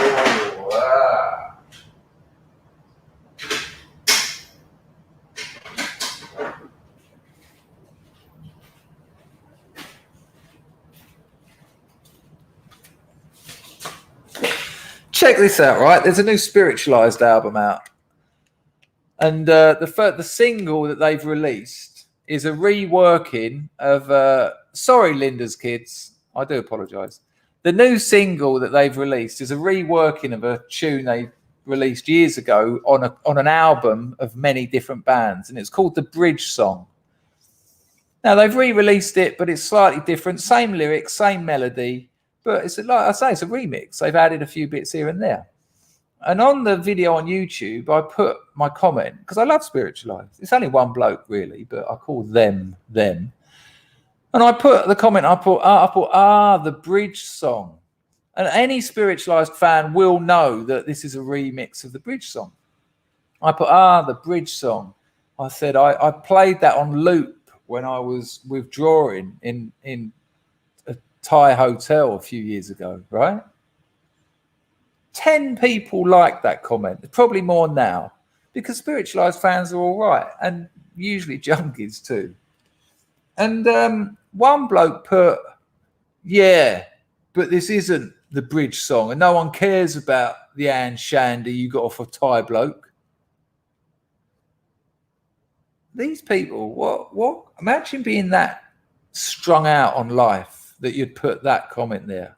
Yeah, but this isn't no, because the Bridge Song is a different song. Yeah, obviously, but it is the same lyrics and melody. And I think everyone who knows Spiritualized knows what I mean. What was I meant to go? This sounds a little bit like the Bridge Song. And I used to listen to the other song, the Bridge Song, when I was in Thailand. Yeah, but this isn't the Bridge. Why? Imagine that life. Imagine. You know, just utter unnecessary negativity. And of course, no one's liked his comment, and I bet mine's probably on more like 20 or 30 now. But I don't respond. I don't feed these cunts. I just let him. I just relax, knowing that poor bastard has got a very grotty life. Imagine dragging all that kind of shit around with you all the time. Anyway, less about me and Spiritualized and more about this madness. Continue, liberal hive mind. Interestingly enough, more independent respondents oppose the movement, nearly half, 49%, compared to only 34% of the independents who support Black Lives Matter. And frankly, it is a beautiful thing to see. Now, of course, lefties are going to be screeching at the top of their lungs. How could it possibly be a beautiful thing? What do you think? Black lives don't matter? Of course, the same false argument we've heard a million times. But the reality is, the reason why support for Black Lives Matter has absolutely cratered is due to the fact that the actual organization, regardless of whatever it's called or named, fundamentally does not care about Black life in this. And that's the point. But I have to hand it to him. It was an amazing strategy to call the movement Black Lives Matter. Very, very clever. That I wouldn't be surprised if they didn't get professional help with that. I mean, I know they're trained Marxists because they said it. Oh, well done. Yeah. What does that mean? You know how to starve and murder people. But because it's very hard to challenge the movement just simply because of the name, and it's very good, and it does work. You know, when you say white lives matter, they say we're not saying that, we're saying black lives do, and you're like, yeah, but oh come on, it's a trick, it's a language trick, it's a marketing scam. BLM is in the same canon as what are they called? Bollocks. Timeshare. Get a timeshare. Yeah, but I wanted an hotel share. I tell you what, actually, I was in Thailand. This is quite a good one. I was in Thailand, and Oh yeah, there's that. I've got to tell you as well. Anyway, I was in Thailand and I just managed to start walking about again, right? So I was very what do you call it? Vulnerable, emotionally, physically, and strategically vulnerable. Now, in those days in Patong, you don't see them so much anymore. Well, these days you won't see them at all. But there'd be people on scooters going round and round the ring road all day long with a big pile of things. And they'd just pull up next to you and go, hey, do you want to see if you've won anything? And you'd scratch it off. And it would be something like, you'd win all the time. You'd win. Oh, no way. And they'd be like, no way, you've won 50% off. We haven't seen one of these in years. And then it'll be basically a timeshare. Then they'd take you, they'd give you a couple of free drinks. Sometimes you'd win a free drink. And they go, oh, come on. No, there's nothing. We're just going to take you to a bar and buy you a free drink. And you'd go, oh, all right, cool. So on the way to the bar, you go to an hotel. Or you go to the bar, they get you a couple of very strong drinks. And then they go, let me just show you one of our pads. And they talk about it as if there's no sales. They go, no, it's quite interesting, actually. I mean, we don't need to talk about what I'm here for. I'll actually want to show you something. And then they take you to an hotel and it's got a beautiful view and it's a nice room. And then they're like, so what we actually do, we rent these places out. It's a timeshare. They want a load of money off you and you get to use that hotel room 4 weeks a year. It's just bullshit. Anyway, I was really vulnerable and I was a bit bored because I didn't have it in me to go out drinking because I was so weak. I could barely get myself to the beach. And this van pulled up.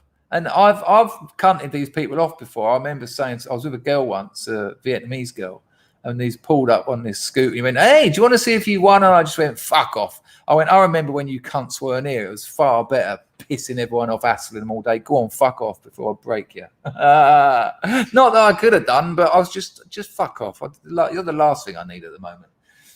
Anyway, this van, this like big sort of van, what do you call them? Truck with the open back has pulled up.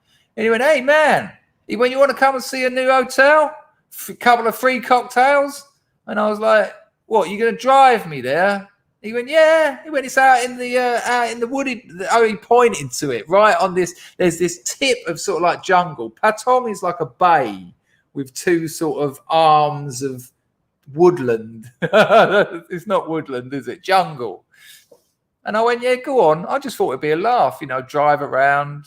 So he put me in the back of this thing. And he was like, yeah, what we've done, he said, we've had a right touch, really. We've built these 2 hotels and we're actually going to be able to put them out for blah, blah, blah. And he was like, what do you do for a living? I was like, oh, and I just lied. And he thought I was absolutely minted, right? So he's really going for it. He took me to this bar. We had a table dancer. Just while we were drinking, she was just there, like there. Her feet were here. Her legs were here. And she was sort of going, I was like, this is awkward. and he was going, yeah, so, how often do you come in? I was like, well, I try and spend as much time here as possible, really, because I like it. And he went, so what have you been up to then? What brought you here? I said, well, I'm a junkie and I come out here to get clean every few years. And he was like, he didn't know what to say, right? And then he said, so how do you pay for it? I said, well, I used to be a crack dealer, so I made a small fortune with that, which is a lie. I got into loads of debt. But I just wanted to fuck up his spiel and ruin everything for him. And he was like, oh, okay, right. Should we go and see the property? And I went, yeah, all right, knowing that it was all falling apart for him. He took me to this hotel. Fuck me. It was disgusting. It was clean. It was brand new. But honestly, he took me to this room. The walls were black. The ceiling was red. It looked like some Spanish bordello. It was just disgusting. And I said to him, what, people actually stay in these rooms? And he was like, well, I can understand it's not everyone's cup of tea. And I was like, it's giving me a headache, mate. This is disgusting. With like painted gold fittings and things. Just so hideous. Anyway, they took me back to the offices. And so I thought, here we go. Here's the sales bit. And I was just doing it because I was bored. I was just thinking, well, this is quite entertaining listening to these cunts, knowing full well that they weren't getting a penny out of me. And he was like, so, you know, are you interested? You want to take part in this chance of a lifetime? Because your share of that property is you know, we've forecasted it to probably go up 6 or 7 times over the next 2 years. So a $200,000 investment could be worth $10,000 to $16,000 in 4 years. I was like, right. I said, but the thing is, mate, $2,000 spent on crack is going to go up to 10,000 by next week. So you can see why I would probably take that option rather than the risk of this one. And he went, you know what? And it was so funny watching him do it. He was like, you know what? You're a switched on guy. And because of that, I'm gonna talk to my boss and see if we can get you a better deal. I was like, oh, all right, then go and do that. And then he's come back in with his boss and he went, so you're the special man. I thought, I'll listen to this, all this bullshit, all their scripting. So you're the special man I've heard about. Okay, well, we're willing to drop our price. They went down 50%. I mean, look how much money these cunts are robbing off people. He went down 50%. He said, you know what I'm going to do? Because I like you, Chrissy. I was like, oh, Chris is fine. Because I like you, Chrissy. And because my friend has told me you're a little bit different. You're the kind of guy we want on board. I'm gonna give it to you for 75,000. How does that sound? And after this went on for fucking about an hour, I went, yeah, you got to take me home now, as promised. He went, we're not going to let you go that easy. I went, no, you fucking are. I said, you promised you'll take me home. It's time to go. I don't want your whorehouse. I don't want it. I don't want anything to do with it. I never wanted anything to do with it. Thanks for the drinks. Thanks for the ride around town. Now take me home. And he went, all right. Not just sitting in the back of the truck. He was driving. I was in the back, wind through me, no hair. Thinking, I had quite a nice thank. And when I got off, I went, nice one for the drinks, mate. Good luck with your project. Ta-da. Anyway, Liberal Hive Mind's got something to say. Entire thing, the entire movement itself, in a certain way, preys on the vulnerability of the black community, preys on the despair and the suffering in order to further its own ambition. We've seen it endlessly, and the leaders of the movement themselves are the perfect example of that. Need I mention Patrice Cancoulers? But of course, if you think she's the only one, then you have another thing coming. Black Lives Matter Inc. Black Minnesota community leader discussed shakedown in new video. Black Lives Matter collected $30+ million, but didn't put $1 into the community. I mean, there you go. There's a classic example. That's why these people aren't. If they'd have done anything, you'd know about it. If they'd have done things, it would be broadcast. CNN would be going, wow, look at this, amazing. Nothing. Look at that. Look at that reality there. Nothing. Where's that money gone? Where's 30 million gone? Not a penny. Not a cent. It's fucking ridiculous. And of course, the residents of Minneapolis are waking up more than anyone else. I mean, maybe not the white latte liberals, but the actual community members themselves are certainly starting to realize. Take a look. The Black Lives Matter movement up here for us has been a matter of cosmetizing the corpse to camouflage the curse. See right here, it's a multi-million-dollar operation. Wow, that's amazing. Amazing. I haven't seen this far. I'm just winging it at this stage, but that's amazing. See this thing here? It's a multi-million-dollar operation, and that's all it is. It's a grift, mate, and you all got caught. See right here, it's a multi-million-dollar operation. The figures vary from 35 million to $50 million. Who got some of that money? Not a dime can our counterfeit giving us anything back. Nothing.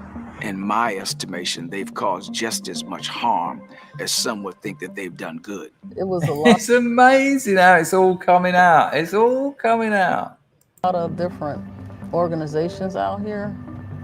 They kind of brought themselves in here, tried to make themselves something that they wasn't. A large force of anarchists with them, and different radical type groups. You could tell that the place and the stickers and different things, they was never from here. They came in here. They were sent to come in here to do this. There you go. Exactly that. And we all knew that. We all said that. All those white liberals, all Pantifa and that, get down there because there's loads of black people down there and they ain't got any money. Go and get down there. Bus them in, George. Bus them in. These people are community leaders and community organizers from Minneapolis, from the exact area where the George Floyd incident occurred, and from the exact area that BLM and Antifa thugs ravaged. Those same community leaders who were trying to actually... I mean, there you go. Look at that. Look at Rags' comment. I mean, why? How much, what good could you do with, I mean, give them 1 million. That's enough. That 29 million could have set up loads of projects. But no, that Rags is that's just for the newspapers. That's just for CNN. That is absolute nonsense. A lot of it. Make a difference on the street and elevate the community say that $30+ million of fundraising occurred and they did not see a dime for their community. And you got to take their word for it, because these are the actual people who would know. These are the street level grassroots organizers. These are the people who live there every single day, day in and day out, trying to make their communities better. And they received zero financial aid. And it just... Fuck all. It's incredible. It's incredible, but they are trained Marxists in their own words. So that's probably why they've kept it all, because that's what trained Marxists do. They buy nice big houses and they live in them, and then out of the ghettos, and they're sitting around stoned out of their heads, by the way. Give me a 1 in the chat if you saw the BLM, or the people that set it up on Jesse Lee Peterson's show. Fuck me, they could barely string a sentence together. Shocking. John Palmer.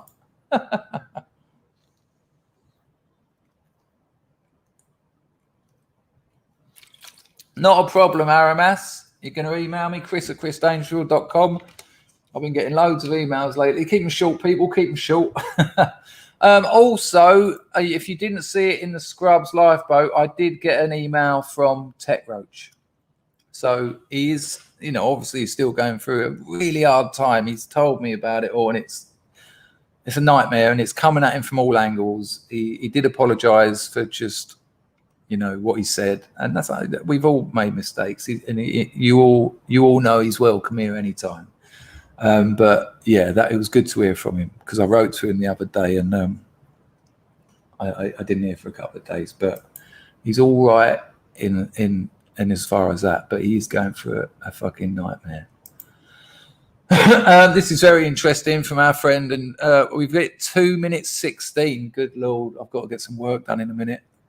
Although I did put a couple of hours in before the stream. Oh yes, I'm so manageable.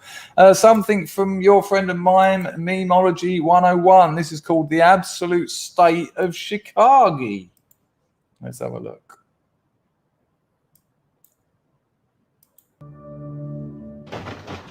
No way. And that's right. They are behind the counter, just stealing all the cigarettes behind the counter. Just take them, because you're allowed to. Look at this.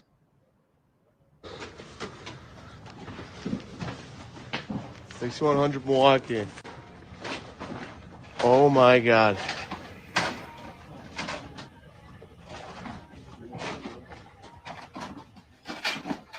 Every single one they're taking. This is too close to home. Look at this. Take a picture when they go out the door.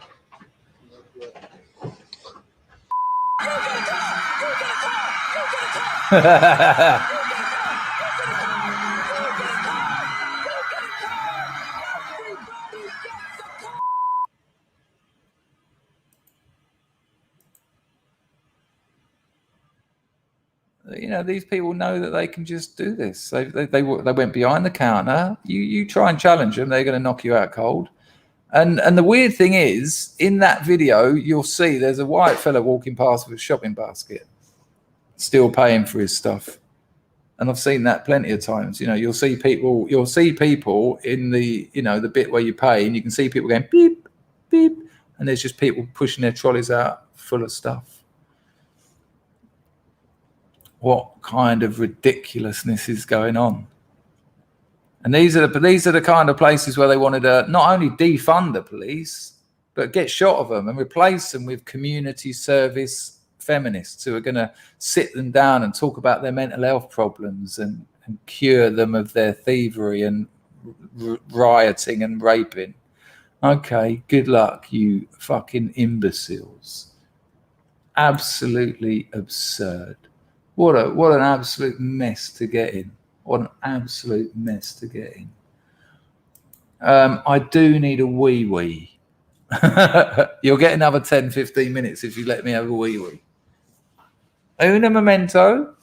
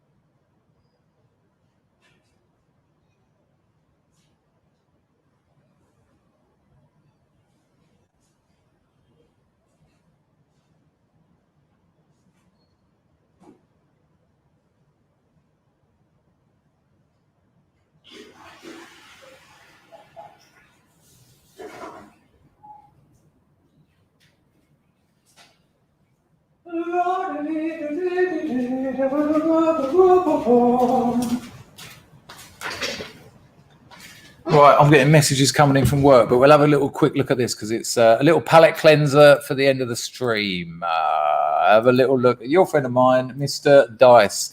As I say every day, if you're not subscribed to Mark Dice, you're missing out. And if you're not subscribed to Salty Cracker, you're missing out. Salty Cracker's stream last night. I didn't catch all of it, but he's incredible. Dice. Republican Glenn Youngkin won the gubernatorial. Whoa. Some good news. Republican Glenn Youngkin. Some good. DJ, ready? Go. Good news. Republican Glenn Youngkin won the gubernatorial race in Virginia last night. Gubernatorial. And when that outcome started to become clear, the usual confident and cool fake news anchors started to crack. Just about everywhere, Terry McAuliffe is underperforming Joe Biden. So you say, okay, that's not fair. That's a presidential year. Is he underperforming Ralph Northam? I began the night saying he can. Ralph Northam won by 8-9 points. The incumbent Democratic governor. The incumbent governor. So Terry McAuliffe can underperform him as long as he doesn't underperform him by a ton. This is your live vote right now. Where are there counties?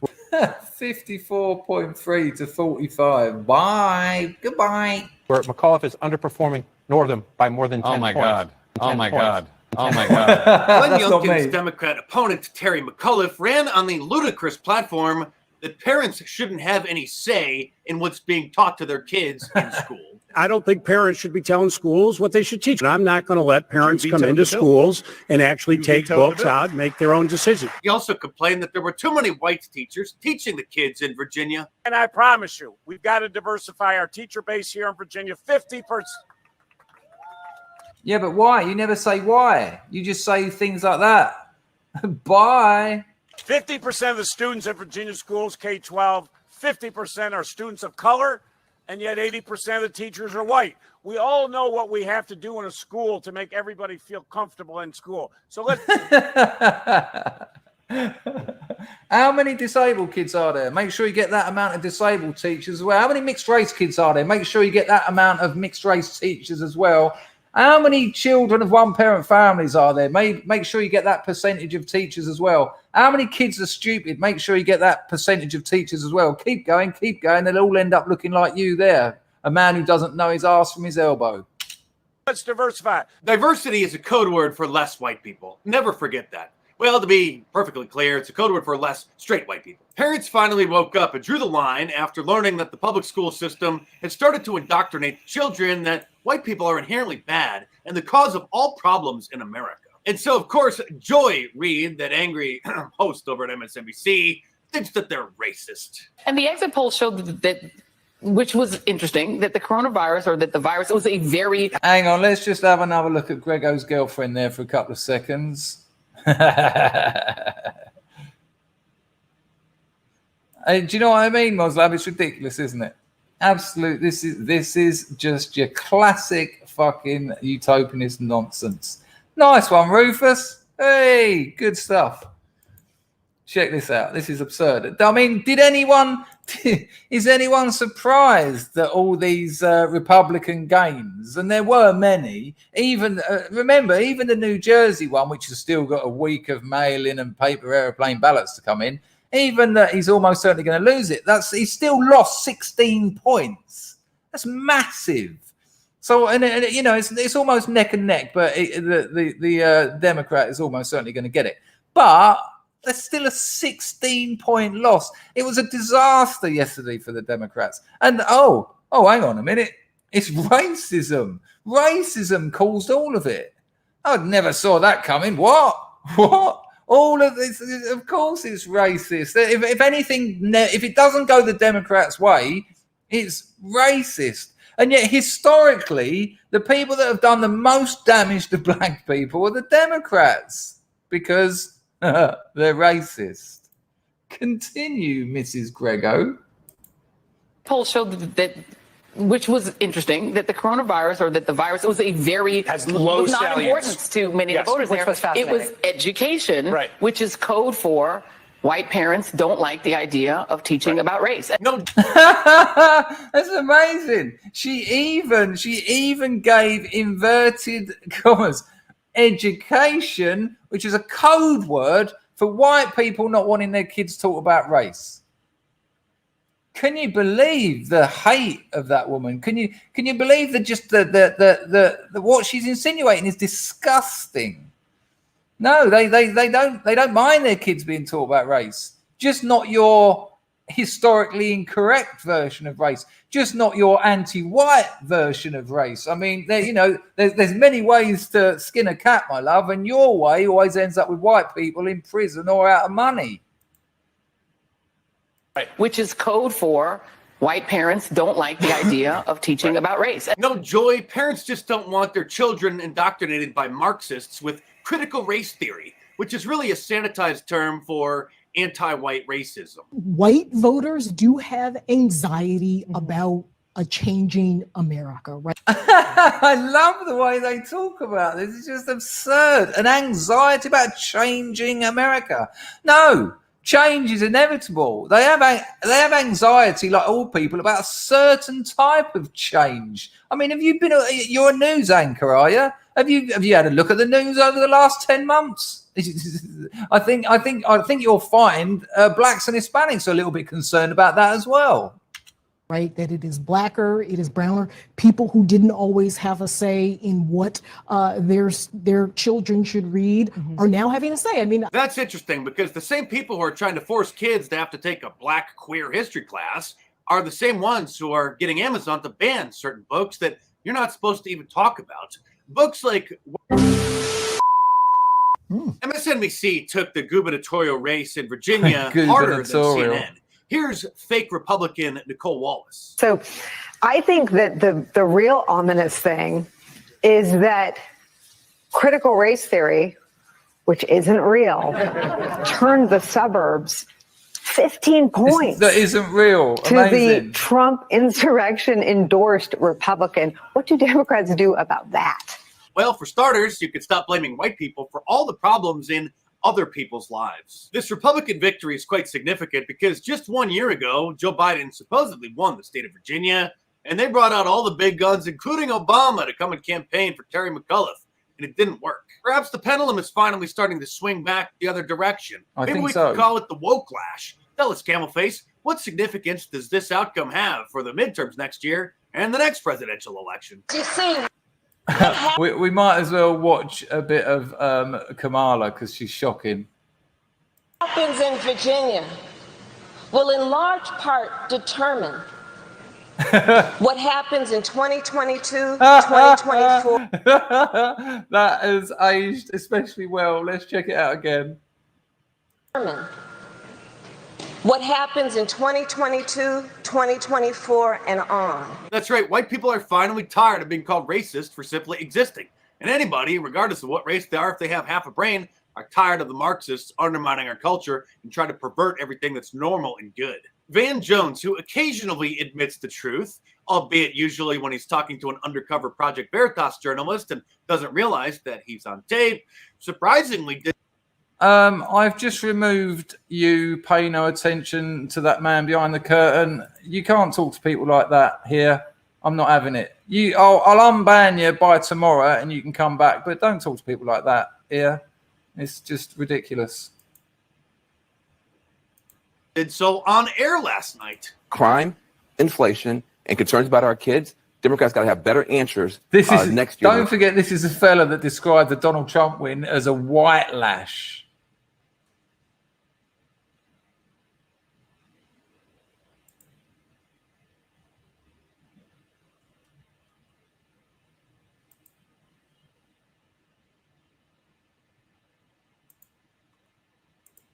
Or you can say whatever you want, wow, but you don't tell people to shut the fuck up. It's just not how we talk here, because we're adults. Okay, that's enough of Mark Dice. People, I have hit the 2.5 hour mark and I've got work to do. Pay no attention. I'll unban you tomorrow, no problem. But don't tell people to shut the fuck up. You shut the fuck up. And I've just made that happen. Right, people, thank you very much for everyone who got involved in the chat. Thank you to everyone who donated. Thank you to Moslab and Rags for keeping the place in check. I will try and get this tune found in a little less time than it took yesterday. When the missus is here, I don't stream twice a day. However, she did say yesterday that she's got a couple of events she wants to go to with friends. So I might do a couple of, hang on.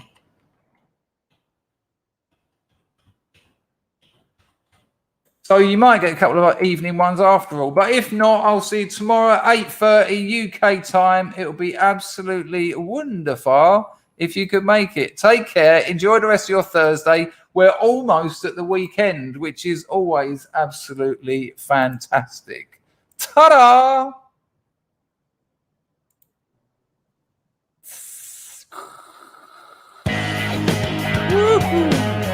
Ludwig, you bastard! Yeah, look after yourself, man. Tell your daddy you're fighting good. Feel the glory he said you would. Tell your mama you're coming home. Sorry about that, Otto. I'll start a bit later tomorrow. But you realize you've been sold when you feel the enemy's cold hard steel. Nice one, John. Feel the dawn of your final day. Feel the fear and go anyway. Get right in that big black plane. Kill your conscience and numb your brain. But you'll realize you've been sold when you feel the enemy's cold. MF, I saw that you went up to Heroes, so now I understand what happened. No worries, nice one. There'll be 2 Hero streams this month because I've missed it last month.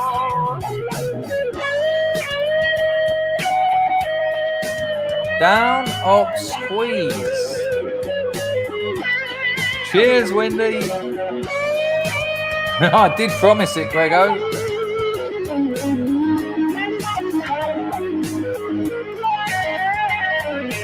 Do whatever they tell you to. Tell yourself it ain't really Give us a like, people. But when the slaughtering has begun, you'll be murdering someone's son. And you'll realize you've been sold when you feel the enemy's cold. Yeah, well, you know, I just can't be having that. Not that. You can't tell people to shut the fuck up. But, you know, that'll be unbanned tomorrow. No dramas. I got an email from him. He's still having a hard time, but he's alright. Cause the wheels are really being rolled when you feel the enemy's cold heart steel. Oh Lord,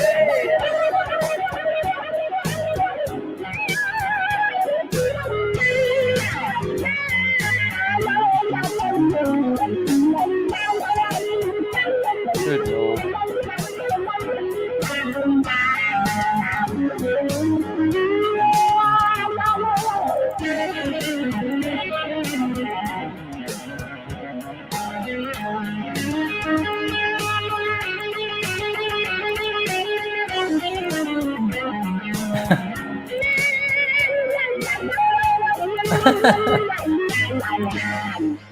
Nice one, people. I might catch you later, but it's probably going to be 8:30 in the morning. Go on, get down your own end.